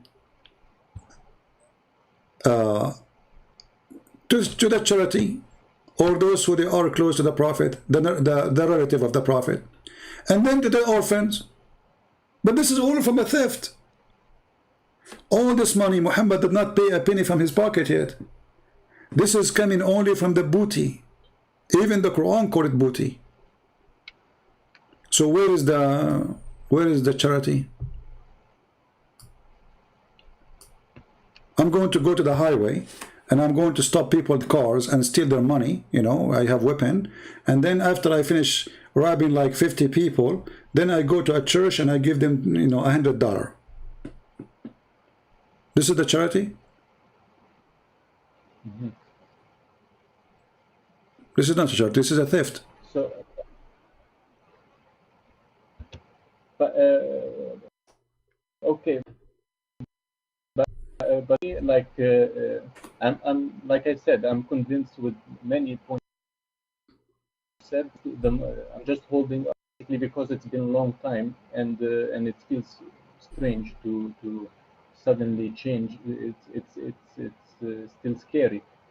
But that's why I want to ask you more about because if I know more about the Christianity part, maybe it will be the final push for me. So I don't know if it's okay if I can ask or specifically on Christianity or not. All right, but can you speak louder? So if we speak about Christianity, is that what going to make you leave Islam, my friend? Yes. All right. So what is the question about Christianity? Go ahead. Okay. Okay. For like it's basic questions, but why did Jesus, for example, why did he have to die for the sins? Why he because if he's God, he can decide this for us. He can try to forgive us without the need of him to die. So why did he need to die? Well, first of all, he did not need to die. You see, there's nowhere in Christianity it says he need to die. You know, this is a very wrong word to use. The Bible says, for God, he loved the world, he sent his only begotten son. So he loved you and me and all people, including Muslims, Hindus, Buddhas. And this is what in the book of John, chapter 3, it says. So for God so loved the world, so he sent his only begotten son. So he did not send him, and the purpose is not the death of Jesus, the purpose is to save you. And the Bible says in the verse, as an example, and let me open it so I can read without, because in English sometime I might miss a word. For God so loved the world that he gave his only begotten son, and that whosoever believed in him should not perish, but shall have everlasting life. So Jesus did not come and, okay, I'm going to die, and then they will be saved. This is not what Christianity teach. Jesus come to save us, and then if you believe in Jesus, whatever Jesus did, including the cross, you are saved. Are you getting my point? Hello?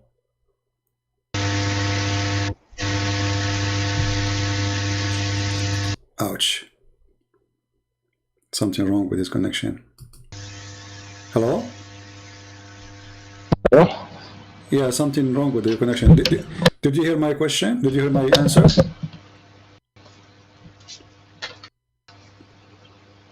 Did you hear my answer? Yeah, here we go. All right. So Mr. Cobra, he's a Muslim, you know, and this is what he said to me today. All right, and we will call him back.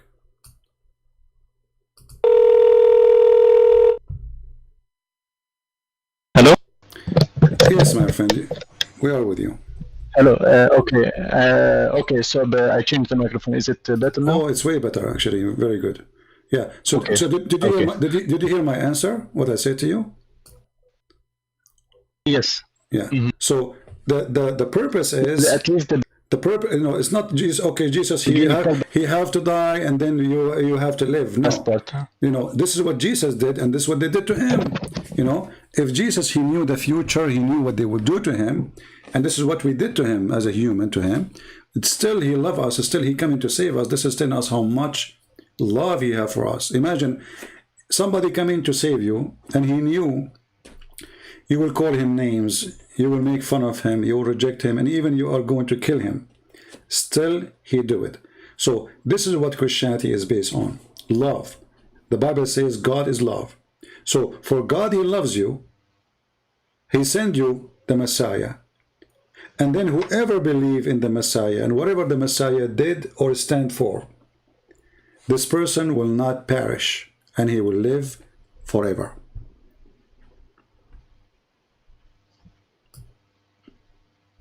All right?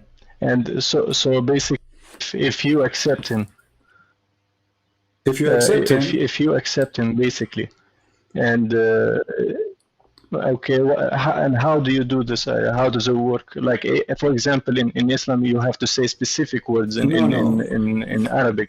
How does this work? This is a pagan practice. You have to say certain things. For in Christianity, believing in Jesus is a personal relationship with God. So you say to him whatever you want. You say, the Lord, I believe in you. The Messiah, I believe that you came in this earth. I believe in the Father, the Son, the Holy Spirit. I believe that you've been crucified to save me. I believe that you came to save me, and I believe that everything you did according to the Bible is true, and I want to follow you. You say whatever you want. I'm just telling you an idea. We don't believe in some repeated shahada. This is copy paste, and it's not personal. You have to say personal words to the Lord from your heart, not just hypocrite words. You know, like somebody said something, we copy and we say we repeat. There's no such a thing like this. In Christianity, you don't have even to pray in a certain time. You pray anytime you want. Pray non-stop if you want. So in Christianity, you have relationship with your Lord, and your Lord, he said, knock at my door, I will open for you. Which means anytime you feel you want to talk to him, talk to him. And the Messiah, he forbid us not to be the same as the hypocrite, and as if he is talking about Islam. So he said to us, don't pray in the corners like the hypocrites. Why they pray in the corners? Because they like to show everybody that they are praying. They like to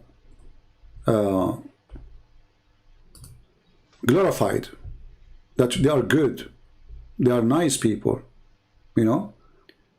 So we pray in public in order to get the attention. Jesus, he forbid us from that. So if you become a Christian, you have to forget about everything in Islam.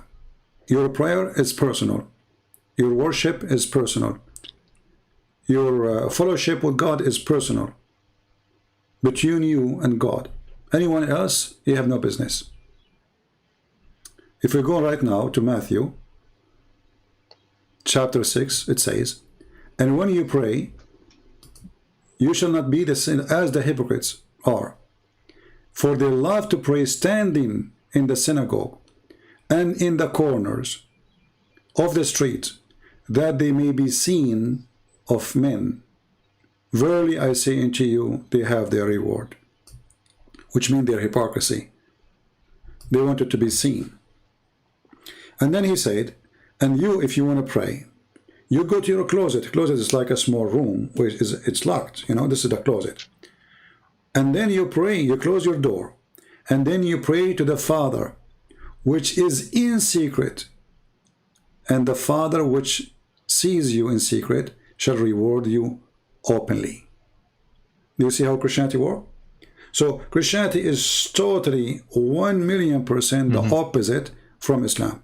And then he says, and when you pray, use not vain repetition. Don't repeat and say word blah blah blah blah. You know, God is not a fool. He understands what you want. Don't repeat, like the Muslims keep repeating this prayer, etc.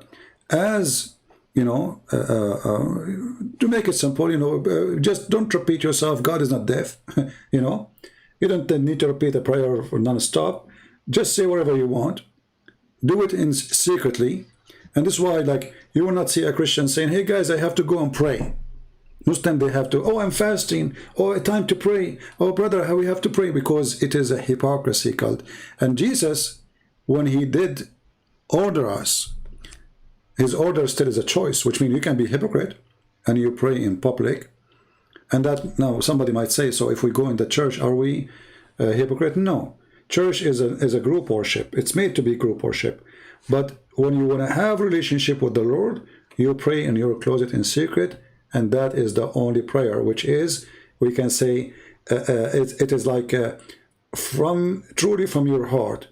The church is a place where we learn, where we share, and we can pray to the Lord from our heart too. But the one which is in secret is the blessed one, because nobody see you. You are not getting reward from this. So if I bow down and say, Lord, forgive me, obviously I'm not seeking anyone to glorify me, because nobody saw me. It's just in private. People maybe think I'm a bad person, but in my private life I pray, maybe I don't. So Jesus, he forbid us from being hypocrite, and he wants us to be truthful, not like Islam. So now if you want to accept the Messiah, you say to him whatever you want, anything from your heart. You tell him, I believe in you, I believe that you are my savior, I believe that you died on the cross to save me, I believe in everything you did. You say whatever you want.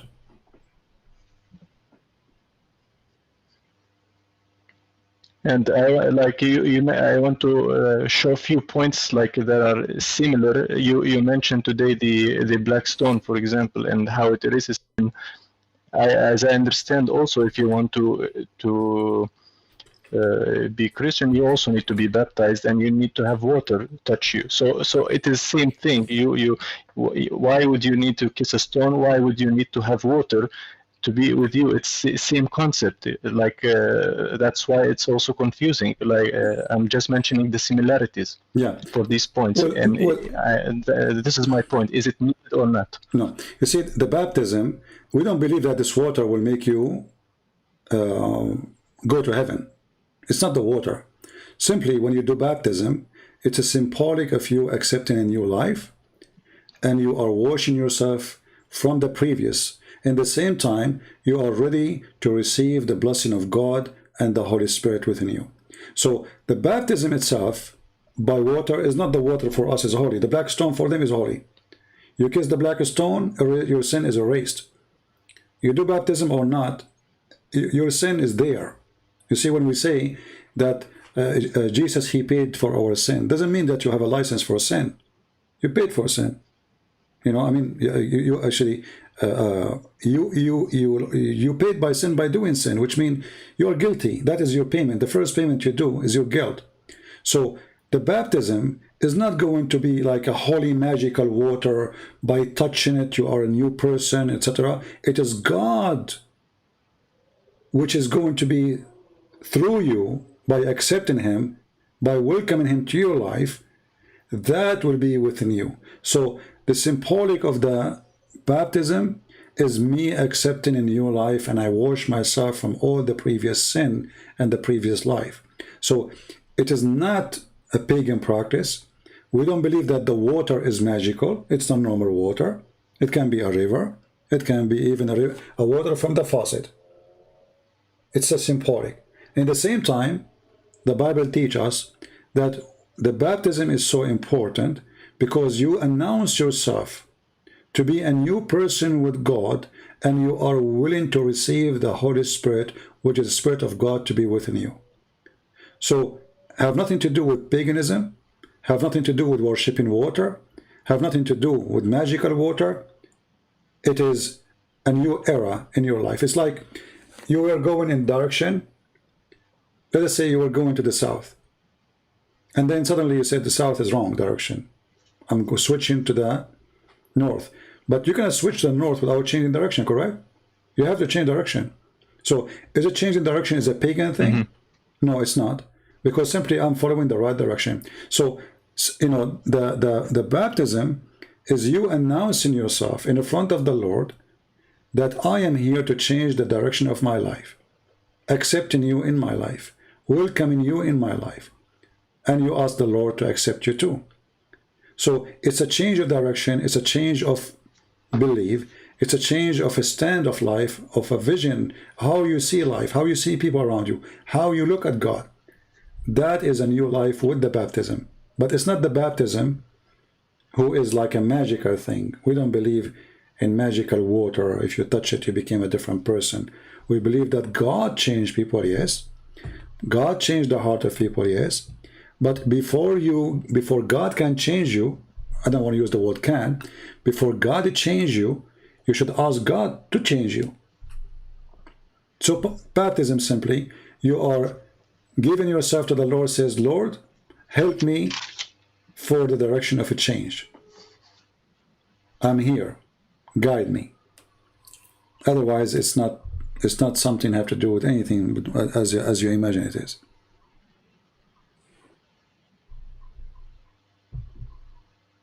Okay, and I think this is one final question, but I think it will really help me a lot.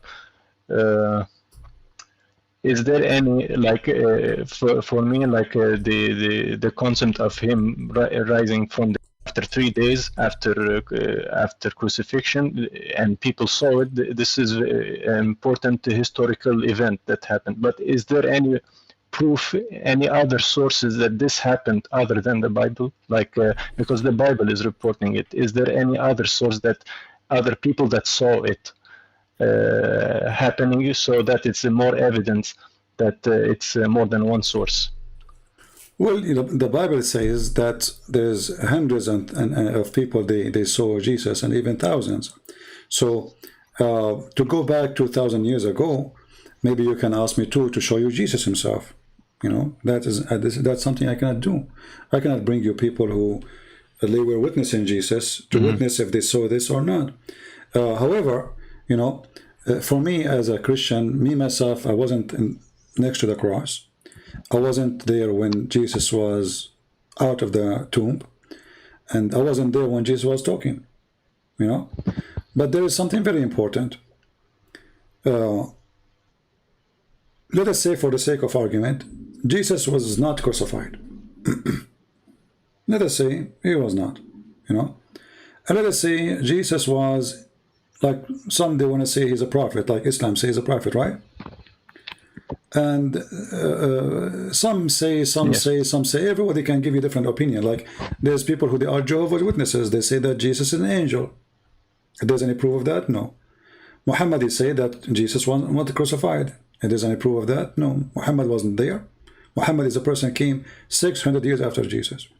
So for me to come 2,000 years after Jesus and to tell you I was there and this is what happened, I will be fooling myself and fooling you. But why people who sacrifice their life? You see, the Christian the disciples of Christ, they were not mujahideen to go and kill and get women and booty. Those people were losing, which means they are losing their life, they are losing their money, they are humiliated, they've been imprisoned, they've been fed to the animals. Still, they believe that Jesus was resurrected. You know what I mean? I mean, why somebody want to do that? I put you in the front of a lion and I say, deny Jesus, I will let you go. You say, no, give me to the lion. So if they are not witnesses and believers, they will not do what they are doing. You know what I mean? How many Christians today are willing to be fitted to the beast, to the lions, and still will be Christians? Even the Quran speak about the people of the Akhdud, where supposedly a Jewish king, he put a fire, he made like a big hole in the ground, and he brought the Christians and he said to them, deny Jesus. Deny what? Deny Jesus. Deny your faith. The Christians, they decide to go for fire and not to deny Jesus. Why do you want to do that? And this is in chapter 85, and you can read from verse number 4 and 5. The Quran was copying a story, and this is part of a true story about what happened to the Christian when discriminated by a Jewish king. Supposedly, I wasn't there. And this king, he said, bring all the Christians, either they leave their belief or we burn them all.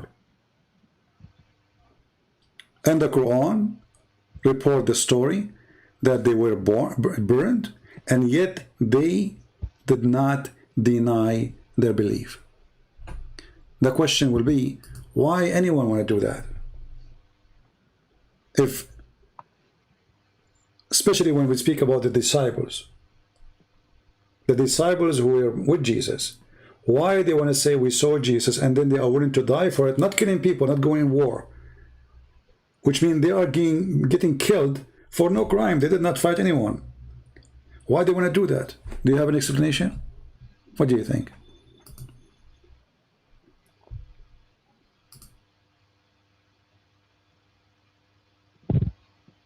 Yeah, like there is no motive, but it makes sense. I know, but yeah, you know, a person, you see, especially we are talking about people who were with Jesus, not somebody believed later. You know what I mean? Like, I am a person who believe in Jesus later. Maybe I'm willing to die for the sake of Jesus. But those are people who were there. So they knew what happened exactly, correct? So they saw if Jesus did miracle or not. They saw if Jesus walked in water or not. They saw if Jesus made the dead come to life. They saw if Jesus made the blind see or not. They saw that Jesus, he was on the cross or not.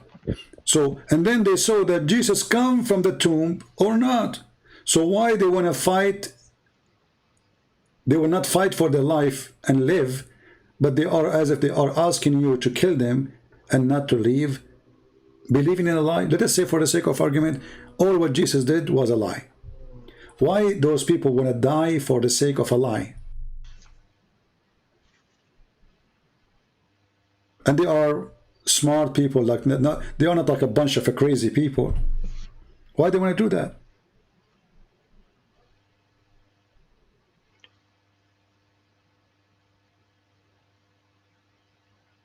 Yeah, makes sense. And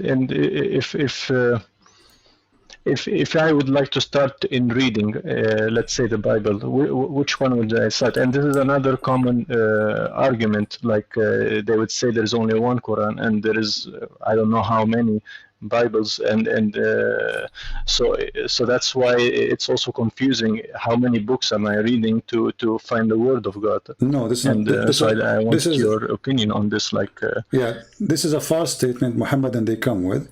We have one Bible. We don't have many. And we have different translation. It is the Muslim who don't have Quran at all. Actually, you don't have a Quran. Which Quran you are reading? You said to me you have one Quran. Which Quran? The Quran of Hafs or Warsh? Yeah, it's mostly Hafs. Yeah. Okay, but you have many Quran, and at the same time, you have thousands of translation. Each one of them is different. They change everything. So when the Muslim, they say to you, okay, which version of the Bible are you reading? King James? Well, this is just a translation. This is the name of the translation. The king he ordered to translate. They call it King James translation. But it's not a new Bible. So they fabricate. So it's like Ali Yusuf or something like that. Yeah, it's a translation because we are translating from where Jesus is, the Bible written in three languages, major three languages, Hebrew and Aramaic and Greek. So any book after that, and there's the Coptic language. This is from the oldest, and there's some manuscript like in Persian, some manuscript in the Indian language, like depending how old the disciple, how long they went there, and how much we have a manuscript. But the major manuscript we have is either Aramaic or Hebrew or Greek. So the rest is a translation. So when they say to you, which version of the Bible, this is not a new book, this translation. And if a translator was, let us say, a good translator, then we accept him. The churches, they need to accept him. Not every translation is accepted. You know what I mean? There's a translation accepted, and there's translation. I can make a translation right now. You can make a translation yourself.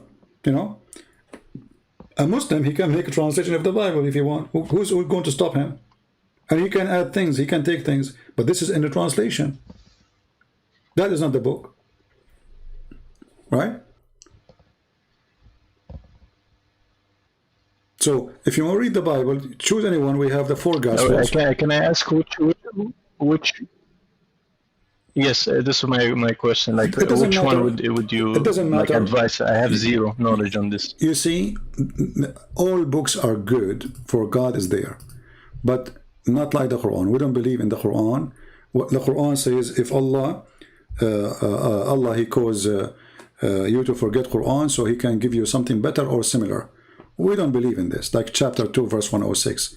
So when the Quran says, none of our revelation we abrogate or cause to be forgotten, but we bring better or similar. We don't have better book than other book. All the 4 Bibles is the book of God, and no one is better than the other one. However, each one of them, He give you a new, you see, you heard of something called the 3-dimension? 3-dimension, right? Like there's a picture from the front, there's a picture from the right, there's a picture from the left. Okay. The Bible gives you 4-dimension, which means full perfect dimension of the story. You have 4 reporters, and each one of them, he is not copying the other one, because if they are copying, there's no need for this book. You know what I mean? If they are exactly word by word, then there is no need to write a new book. We'll just copy the first one. So it's a 4-dimension of Jesus' story, which is giving you better explanation on what happened by 4 people. So it is better to have 4, not only 1, because each writer, he concentrates in something. As an example, you know, if I now if I put a picture for you, and let us say you are a teacher and you have 50 students in the school, 50, not 5 like in America, and then you say to each one of them, describe the picture for me, you will see every student describe the same picture differently. Correct? There is someone, he noticed something, the other one did not notice it. There is someone, he sees something, the others did not see it. There is someone is so good in details, there is someone is so good in philosophy, or let us say he's giving you more spiritual input. So the 4 writers, they are giving you more input, and that will give you full picture of the story. And a Muslim, he might, you know, try to fight the Bible. He might say to you, like, okay, there's a contradiction. A story says that only when women she saw Jesus. No, it says we. So, you know, if somebody trying to find like what he call it an error, well, you know, we can solve it easy, and we can give you the answer for it. It's very easy. However, for me, it's I'm so glad that we have 4 Gospels, and the 4 is approved by all the Christians, which is a miracle. You know, because when you have a belief, and this belief became so huge, you know, and then you make a believers agree in 4 books, that is a mission impossible. The Muslims, they have the Quran, but the Quran is not Islam, and you know that. You have to believe in the Hadith and the Quran. And then, if Islam is not based on the Quran only, because most of the rules of Islam is in the Hadith, and the Muslims don't agree about the Hadith, that means Islam does not exist. You will not find one Christian saying, I don't believe in the book of John, or the book of Mark, or the book of Luke, or Matthew. But you will find Muslims denying even the Quran. So, when Muslims say we have 1 book, I laugh, because they don't even have that book. Even this one, the most famous one, Hafs. I don't know, I think you speak Arabic, do you? Because you have an accent. Yes. Okay. So, as long as you speak Arabic, if you open the Arabic Quran, it says that this Quran is according to Riwayah to Hafs, Riwayah to Abi Asim, Riwayah, according to exactly, according to Uthman, according to the Prophet Muhammad. Okay, But it says riwayah. You know what riwayah mean, right? What riwayah mean? A story, like Story, narration. to tell. Yeah, okay. So it was narration. It was not really a book. So now we are not even taking from Muhammad. We are taking it from somebody exists 200 years after Muhammad. And here you see the hypocrisy of this religion. They say to you that the book of John, as an example, written between like 45 to 60 years after Jesus. So 45 to 60 years, this is what they say. Or they say the oldest manuscript is bad, but somebody, he came 600 years, he never met Jesus, he can't talk about Jesus. And then his book itself is written according to Hafs. And Hafs was exist 200 years after Muhammad. In the top of that, do you know what Hafs, do you know what the Muslims say about Hafs? You know that he's a liar? I don't know, like much, but yeah, like you can search unreliable, basically. You can search right now, which doesn't make sense. But we never learned this beginning. I know, but you can search in Google. Hafs kana kadhab. Hafs was a liar, and he steal books, and even his father is more liar than him. This is the most opinion of the Islamic scholars of him. This is why if you go in Sahih al-Bukhari, you will not find a hadith coming from Hafs. So you take Quran from him, but you don't take his hadith. Why you don't take the hadith? Because of the main book. You know. So how you accept him to be a reporter for the Quran when he is a liar?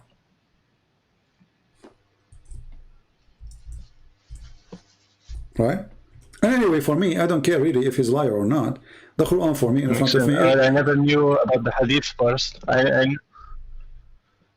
will check the hadith part. I never knew that it was only the Quran. Like they quoted him, but it's another good point that I will definitely check. They say, you know, he fabricate hadith. And I think he's a liar, you know. And now for sure you will find some Muslim. They say to you, no, this is not true, right?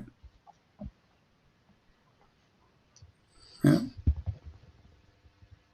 But and the person, I think this would be like my final question.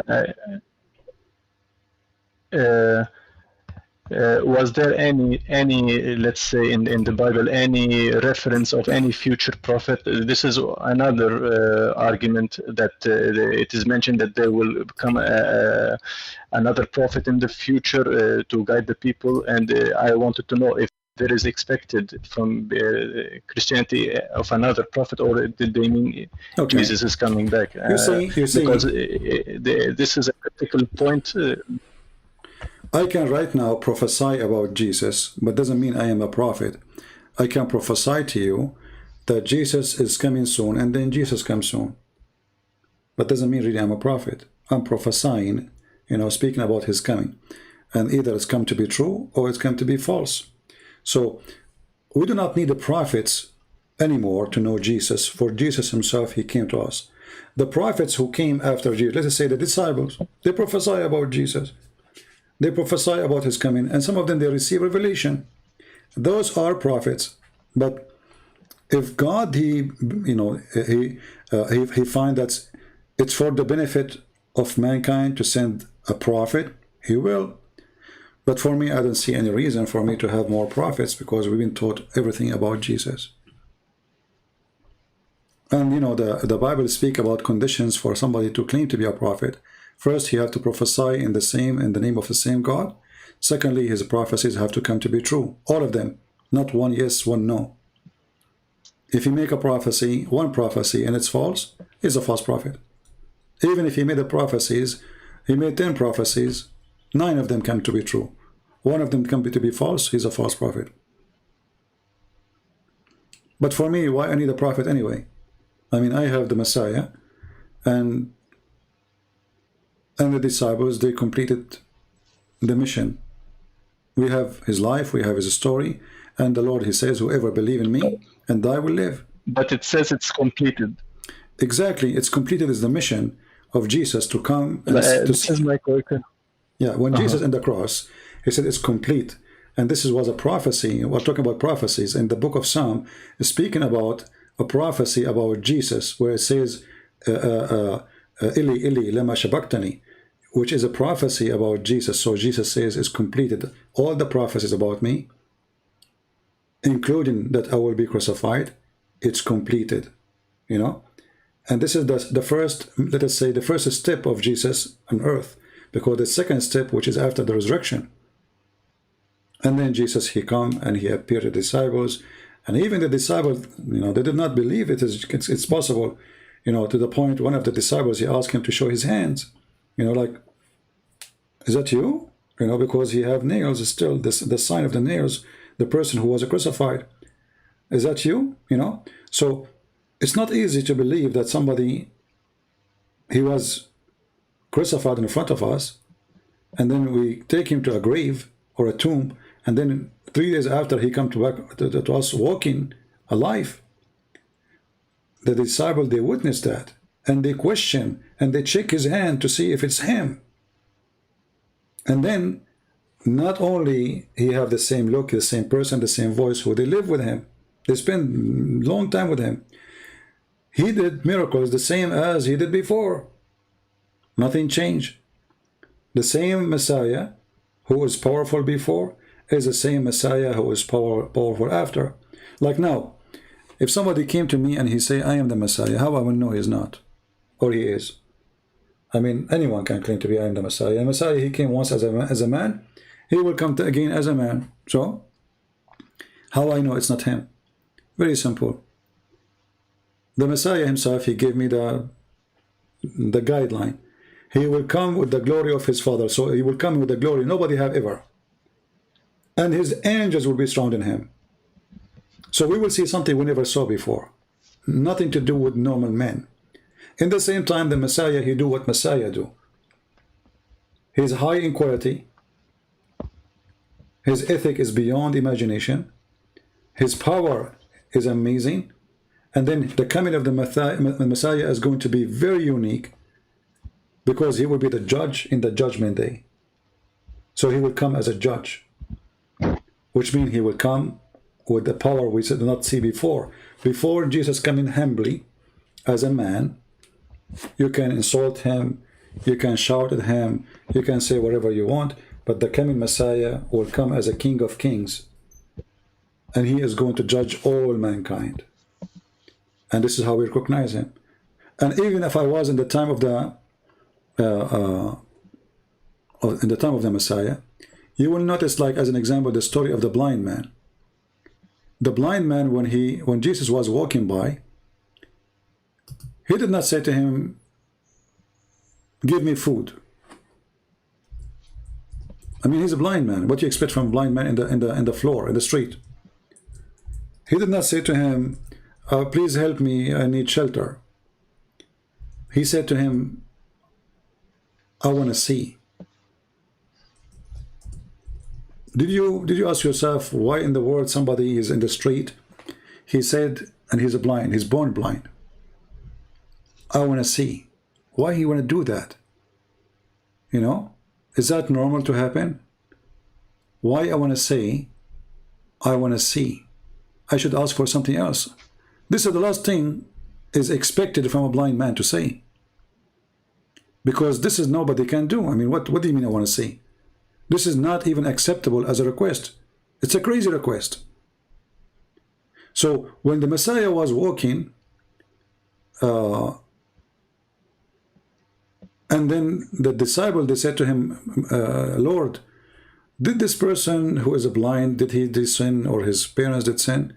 The Messiah, he said, he did not born as because of sin, his sin or the sin of his parents, but to show the glory of the Lord by recovering him. And then the Messiah, he healed the person and he made him see. So even the stories which is reporting for us about the Messiah is happening today in this world. There's many people are healed and nobody can explain how they are healed. There's people who they, you know, like they experience a miracle. Even atheists who they are doctors, atheists, when there is something happening to a patient, and this thing cannot be explained, they themselves, they use the word miracle. It's a miracle. But he's an atheist. Why he say the word miracle? Because he cannot explain logically how that happened. And this word miracle is used every day by atheists, believers, non-believers. Doesn't matter what is your belief. It's a miracle. Why we use the word miracle? For there is always something we can't explain how it happened. It is above the nature, it is above normal, and it is not usual. And for sure, in the top of that, you can't explain.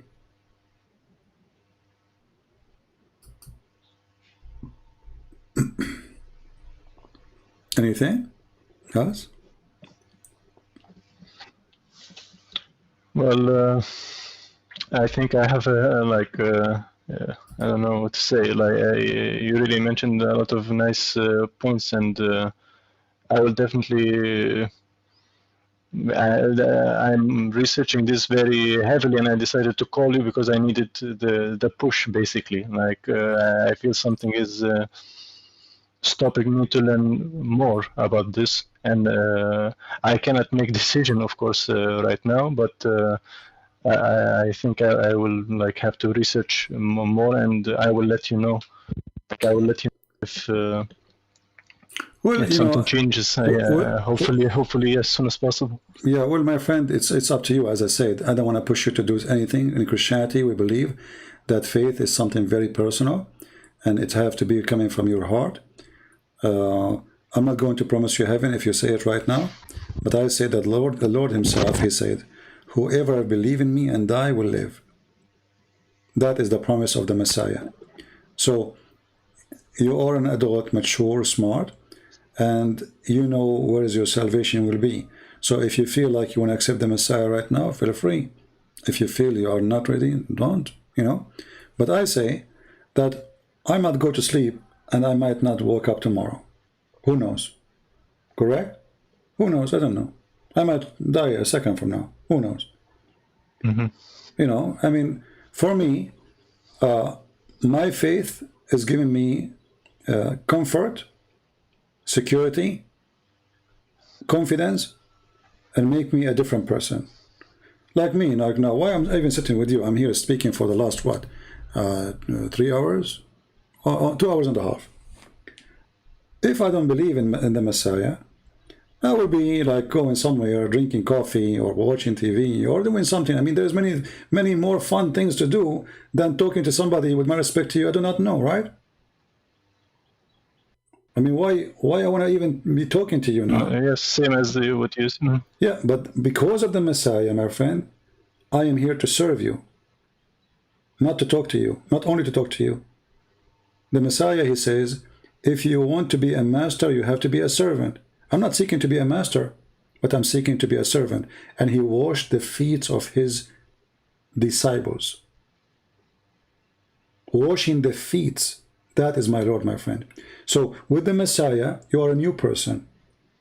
Imagine someone walking water. Someone can make the blind see. Imagine you have such a power. Imagine if you now, people learn about you that you can heal cancer. You will find tens of thousands in front of your house willing to die for you, because you can bring them back from death. Jesus did not use his power for his own glory. He used it just to heal us and to show us the truth. He was humbly walking between people. He is not asking for money. He never asked for return. Imagine how many kings will pay Jesus to keep them alive. You die, you come back. You die, you come back. That's amazing. All kings, they love that. And all of us, we love to live, not to die. But with the Messiah, you are a new person, for you follow him. He was an example of no example, which means nobody really can be like him. Who of us is willing to go and wash the feet of people who follow him? Nobody. Nobody. And who is forcing him to do that? Why in the world his followers believe that he's God, and he said to them, I want to wash your feet. And when they refuse, he said, if you don't let me do it, you don't belong to me. I do not know you. The Messiah, he knew the future. He knew that someday will be proud. He knew that someday will be bishops and patriarch or pope, and they will be proud about themselves, and they will make themselves kings, and they will use the name of Jesus to control the crowd. Jesus told them, be careful from those. The one who don't wash your feet, he don't present me. Which means the one who is not a servant. So in Christianity, a bishop is a servant, is not a master. The Pope is a servant if he want to be a Pope. Otherwise, he is no Pope. A priest, he is a servant, not a leader. So the Messiah, he changed the point of view of leadership. The leader is the one who serves, not the leader who is going to be served. That is the Messiah. And if anyone really, he practiced what the Messiah did, that will make you a very much beloved leader. Because you are a servant, people, they choose you to be a leader. Not because you are a leader, they want to become your servant.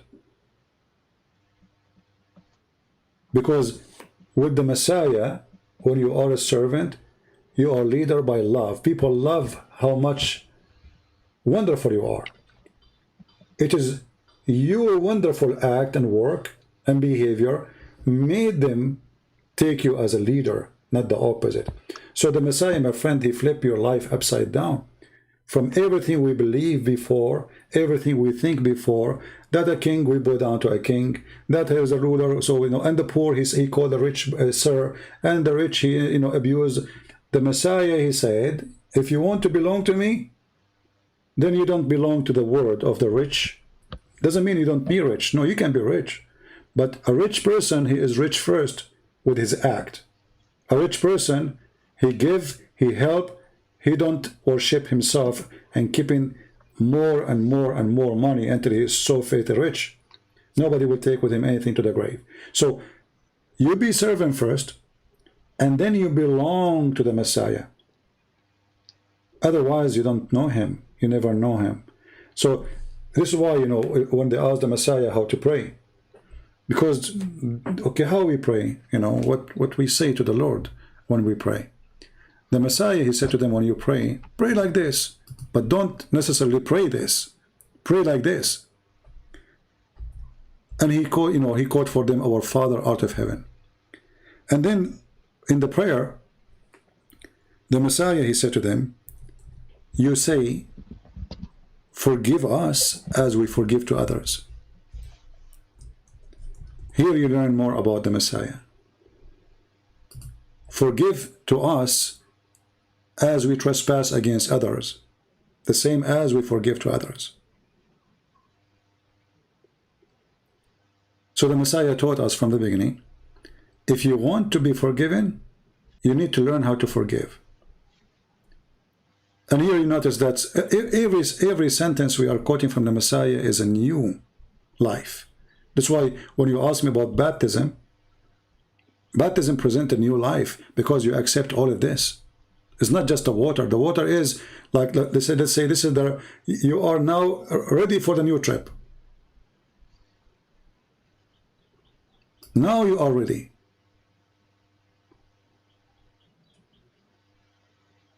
So forgive us for our sin as we forgive to others.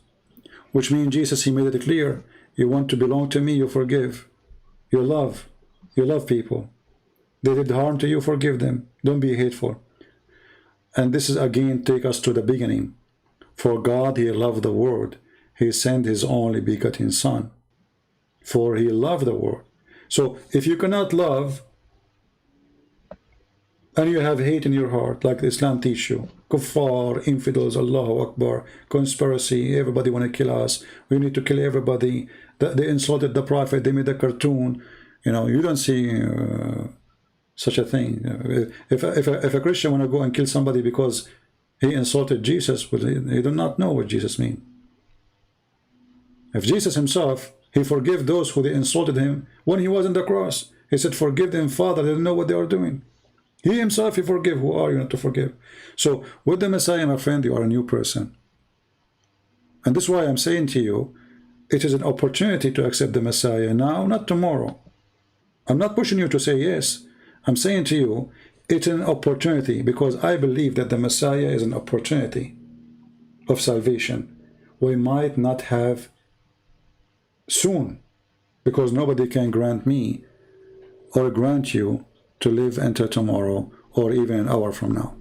Nobody. And then sorrow will not help, and sorrow Yes, will not, it will makes not work. sense. Like everything makes sense, and one of the things that made me curious about this is his personality. It's completely unique than any other character I've ever read about, and that alone is a reason why I became interested in this. But at the same time, when I think about it, it's problematic for me, because I cannot. When I think about him, I only think about a human, and I can, and it feels weird that I am worshipping human because he came in human form. That's why I cannot shake this feeling, because the moment I imagine him or think about him, I'm thinking about human. So that's why I don't know to think father or think human. No problem. I'm this glad. part in Islam is making more sense, at least. No, actually, I'm glad you are mentioning this. Islam makes no sense in all, because Allah is a human too. Isn't it Allah, he looked the same as the Messiah, as Muhammad said? He looked like the same Messiah. When Muhammad, he says Allah is not one eye, you know, he was talking about the Messiah, the Dajjal, the false Messiah. So a man, he will come as the Messiah, and then Muhammad warning them that this is not Allah, because Allah is not one-eyed. So the Muslims, they have a wrong idea about who is Allah, and because they are Muhammad himself is very confused, and he deceived them very much. So you do not know what are you talking about. But obviously Allah is a man. He have a leg, he have a shin, and he look as the false Messiah exactly, except that the false Messiah, he have a problem with one eye. Same time, my friend. Let us say, okay, the Messiah, he came as a man. What is the problem with that? What is the problem? You are saying I'm worshiping a human. No, I don't have problem. Actually, I don't have problem with this. This is one of the points that I am not having issue with, because I can understand that if he chooses to come in this form, then it's up to him. Exactly. Which is another point that I don't agree, that he cannot not come and choose not to come. They would say it doesn't fit him, it doesn't befit him. But if he still has no option to come, this means it's his limited power, which I don't agree with. So I don't have an issue with this. And it's just my personal experience. Let's say all you think is man, like a human, basically. It's just maybe it's just my friend, irrational thought. We are a human, right? We are a human. So if God want to come to us, he should come as what? I will be terrified if I see him in different form. What he will come as what? You know? So when the Messiah, he come as a human, because simply he's coming to us. He's not coming to giraffe or bear or a lion. He is coming to the human. And he proved to us that you being a human is not an excuse not to be me. You see, Jesus, he told us to be holy like your Father. Be holy like your Father. Okay, how you can be holy like your Father? I am a human. I cannot be holy like my Father. So Jesus said, when he said be holy like your Father, he showed us that how you can be holy like the Father. Here we go, I'm a human. The excuse, which is you always repeat, I'm a human, I'm a human, I'm a human. I overcome the human part. And I can, if you follow me, I can lead you to be holy like your Father. But you have to follow me. So with Jesus as a human, he brings us back to our humanity. We know we lost our humanity a long time ago. A human today is a beast. He's a rapist, he's a criminal, he's a child molester, he's everything evil. For me, I don't fear to have 10 dogs around me, but I fear to be with some strangers. I do not know who they are because I don't know what they will do. You know what I mean? If you are in the middle of nowhere and you see 10 people coming to you, you have no idea what will happen. You will be in fear because it just depends how good, how bad they are. But if I know dogs, I know what dogs want. You give them a bone, they will leave you alone. But a human being, what do you want? He's more evil than any evil. So with the Messiah, my friend, the Messiah, he brings us to our godly human nature, which means to be human who follow God, not to be human the beast. So the Messiah, the human, is a perfect way for me to understand God. How much God can explain himself more than being a human. You know what I mean? Always atheists, they say to you, okay, okay, you believe in God? Let us see God. Let us see God. Where's your God? Well, Jesus come to you as a human. You saw him. So the Bible says, for God, he humbled himself. He humbled himself in order to know him. It was not because he want to show off. God, he do not need to show off. He's God. That would be funny and silly. That someone, he's God, he's the creator, he's super almighty, and then he want to show us what he can do. All the miracles of Jesus is not to show us what he can do, but to show us that he is the one which we are waiting for, which means is a signature of his act. It's a normal thing for him to do. It's a miracle for us. And this is how Jesus, he presented himself as God to us. I am the man, yet, yes, but look, I can walk in water. I can forgive sin. When he said, which one is easier, to say to him, carry your chair, or your sin is forgiven? Which one is easier? What do you think, my friend? To say to somebody your sin is forgiven, or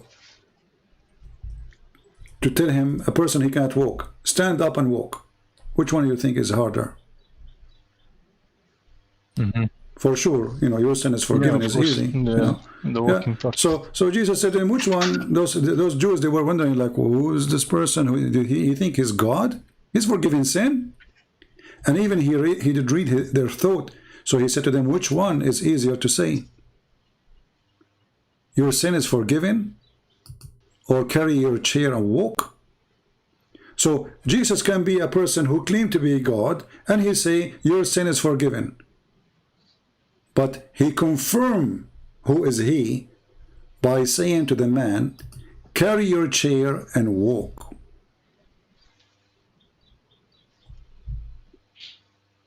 You know what I mean? Otherwise, talk is cheap. Muhammad, he claimed to be a prophet, but there's no miracles.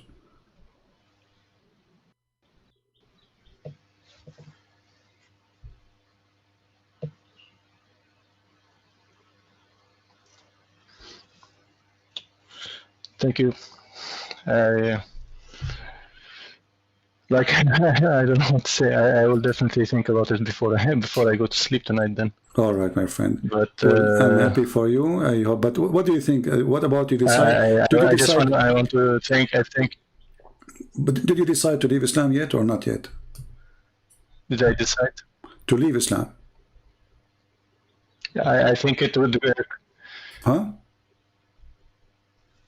I didn't hear you. Sorry again. Well, like you want to hear the yes part, but I'm almost there. With all your help, I'm almost there. All right, well, almost there. It's just a courage part, not the convincing part. So I can say you left Islam, but you don't want to say in public. It's all right. Maybe they're not ready to say it in public yet. Anyway, my friend, I'm happy for you. I'm so glad that you spoke to me. And you will go. You're in Talk. You can contact me anytime soon. And thank you too. And if you want to announce yourself to accept the Messiah, I'll be happy. I will. All right. Okay, my friend. God bless you. And we ask the Christians, all of them, to pray to our friend. And may the Lord open your eyes and your heart, and, you know, bring you to Him. And then you will become a child of God. And then you will have the glory of His kingdom, because you will be a child. You see, this is what I want to say to you. One more thing before you go. In Christianity, you are a child of God. In Islam, you are a slave of Allah. The Quran says, I did not create a human being and jinn and genie except to worship me. In Christianity, God, He created you to be His child.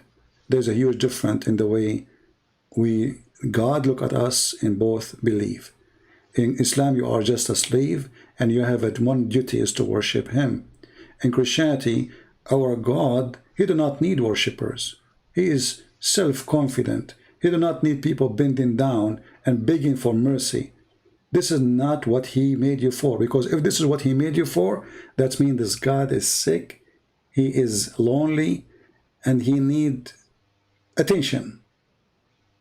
Literally, He need attention. Our God, He is doing the opposite. He is giving us the attention. He is not seeking our attention. He's saying, hey, I want to save you. I love you. I send you my son to save you because I love you. So He do not need your attention, for He is a true God. The God of Islam, He need attention. He need worshippers. Actually, even Muhammad, he said, if you don't want, if you do not commit sin, if you don't commit sin, Allah, He will whip you out of the earth. And He will create people who commit sin. For different people. You remember the hadith, right? You remember it, right? Yes. Yeah. So if you don't commit sin, Allah will erase you. Like if you don't sin. Yeah. So if you don't commit sin, Allah will erase you. What kind of God this God is? In Christianity, no. God, He sent you His Son so you don't commit sin, to help you, to save you. He is not bored. I mean, what kind of God? He says, if you don't commit sin, I will destroy you and bring somebody to replace you. What kind of God He do that? And what is the logic? This is telling you the nature of the God of Islam is far from, because it's opposite to what He's wanting. Yeah. Yeah, this is His need. Then it's a conflict, like conflict of goal. Yeah, this is the need of Allah. Allah, He need people who beg for forgiveness. He seek attention. He need attention. He's desperate. And this is totally in contradiction with the story in the Old Testament, like about God, that He destroyed the people of Noah because they became extreme in sin. So how you say to me, if you don't commit sin, the logic of the Muslim, they would say, or the Muhammad, that because you did not ask for forgiveness, so Allah, He needed sinners begging for forgiveness in order for Him to feel good. This is how He feel good. And this cannot be from God. With Jesus is the opposite. And there is no way that true God will do such a thing. This is an unaccepted statement, an unaccepted behavior from someone He claimed to be God. Anyway, my friend, I'm happy for you, and I believe you are already left Islam, but it's okay. I will hear it from you next time you call me, and I hope soon you will accept the Messiah, of course, as your Lord, and your Savior. I'm already feeling like better already. Well, thank you. If you want to announce that you left Islam, go ahead. I would love to hear it. If you want to announce, I know you want to hear this, but it's just a personal thing. Like all right. I will definitely say for the other one. All right, my friend. Thank you very much, and God bless you. So I want to thank you again, everyone. Take care. Thank you. Bye-bye. Good night. Bye-bye. All right. Well, I can tell he is out of Islam already, but you don't want to say it's okay.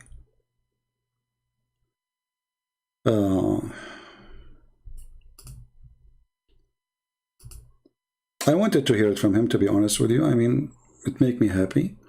It make my day way better. But, you know, here we go. I receive a message from somebody saying I accept the Messiah. Please don't share my screen. Okay, no problem. You don't want us to share anything about him or her, I don't know. It's a Muslim. Decide to leave Islam. So you did not say it, somebody else say it. And you know, this is the beautiful thing about what we do here. You don't know who's listening. There's some people, they have the courage to say, and some people, they have the courage to speak in public. Their voice will be heard. There's people don't like, they are private people, you know, they are, it's not about being brave or not, but some people, they are very private. They don't like to speak in presence of 1,000 people or more, you know, and it's not easy, right? So I'm happy to our friend, and I'm happy to the message I received from the person who accepted the Messiah and saying he want to speak or she want to speak to me in private. But I say clearly that the message of Muhammad is a message of a self-esteem person. He worshiped himself. He wanted to be the center of the universe. So he come with God, and this God, he do nothing except for Muhammad. To the point he said, all what Allah he created was for me, for my sake. The universe, even Allah's chair, does not exist because Allah, he needed a chair, but he made it so he can write my name on it. The throne of Allah is because of Muhammad. The tablet of Allah is because of Muhammad. The universe, the earth, and the heaven, the stars, we, you, all the creation is for the sake of Muhammad. So Muhammad obviously is mentally ill person. While Jesus, he come to us, and yet he is the Lord. He was denying himself, humbling himself, washing the feet of his disciples. Muhammad was praising himself, and he changed his name from Qatham to the praised one.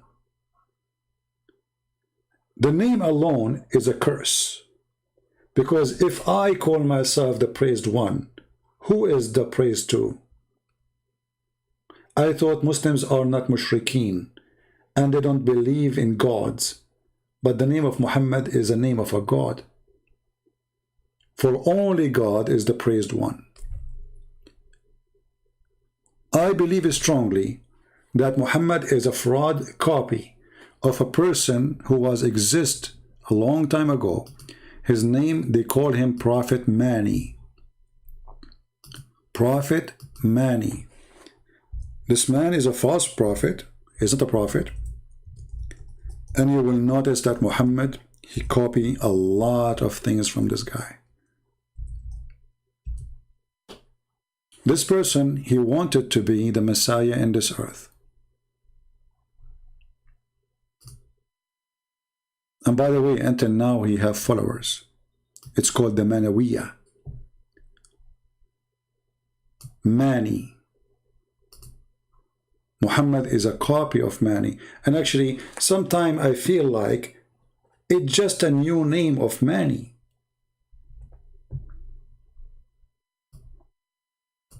Or let us say the Arabic version of Mani.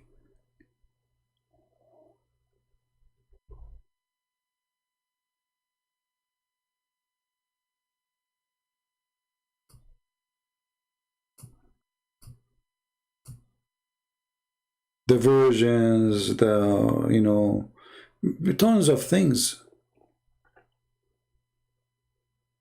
And maybe we should go in deep study one day about it.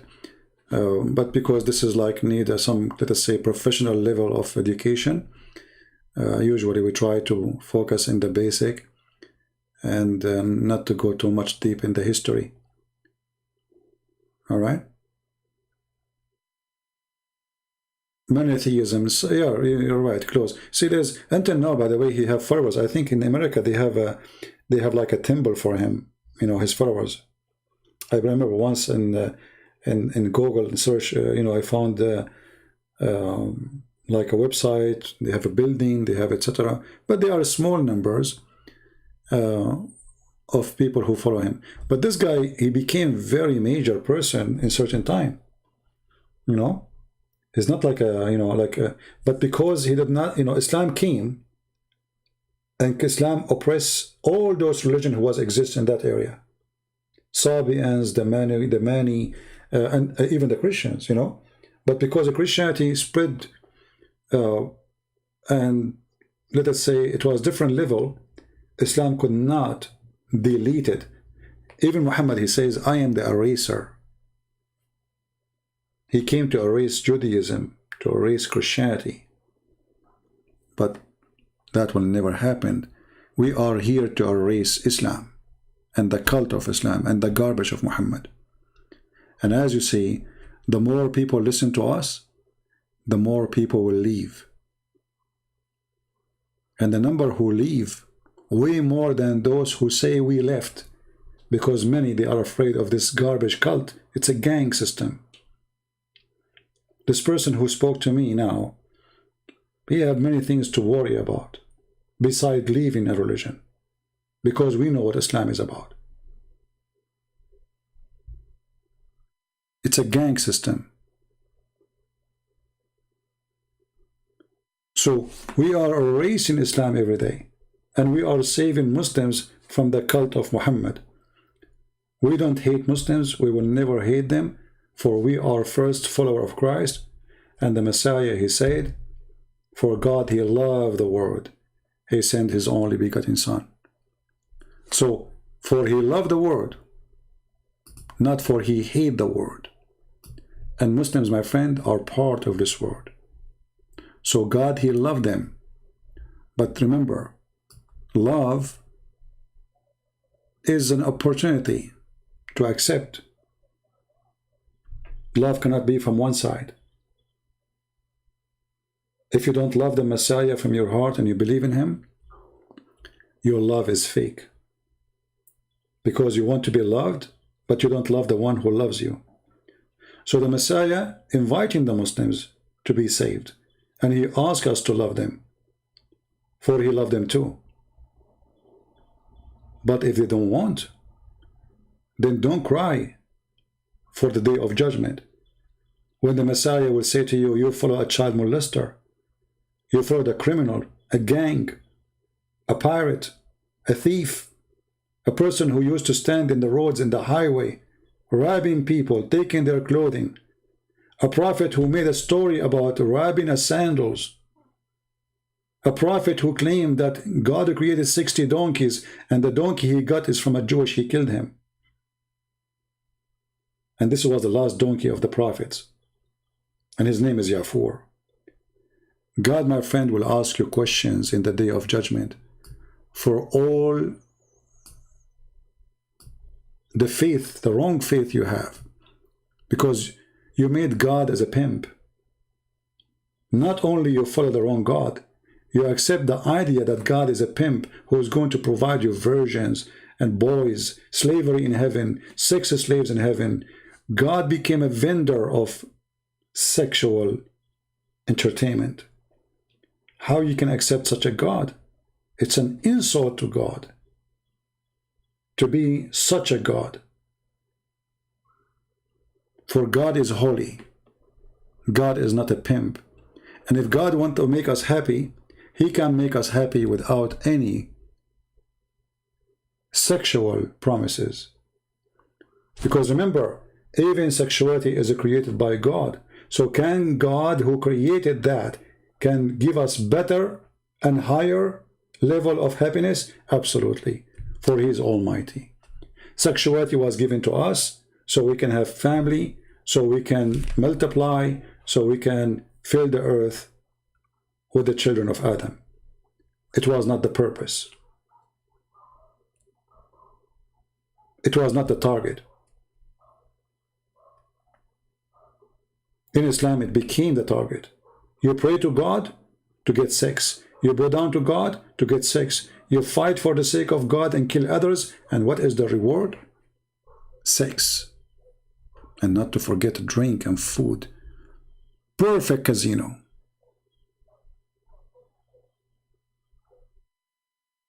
That have no place with the Messiah.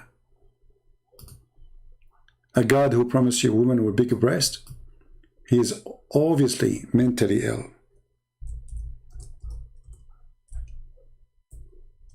There's no need even to prove it. Imagine if I come to your door and I say to you, hey, believe in me, I'm a prophet. If you believe in me, I will give you women with big boobs. Aren't you going to laugh at me? Be honest, Muslims.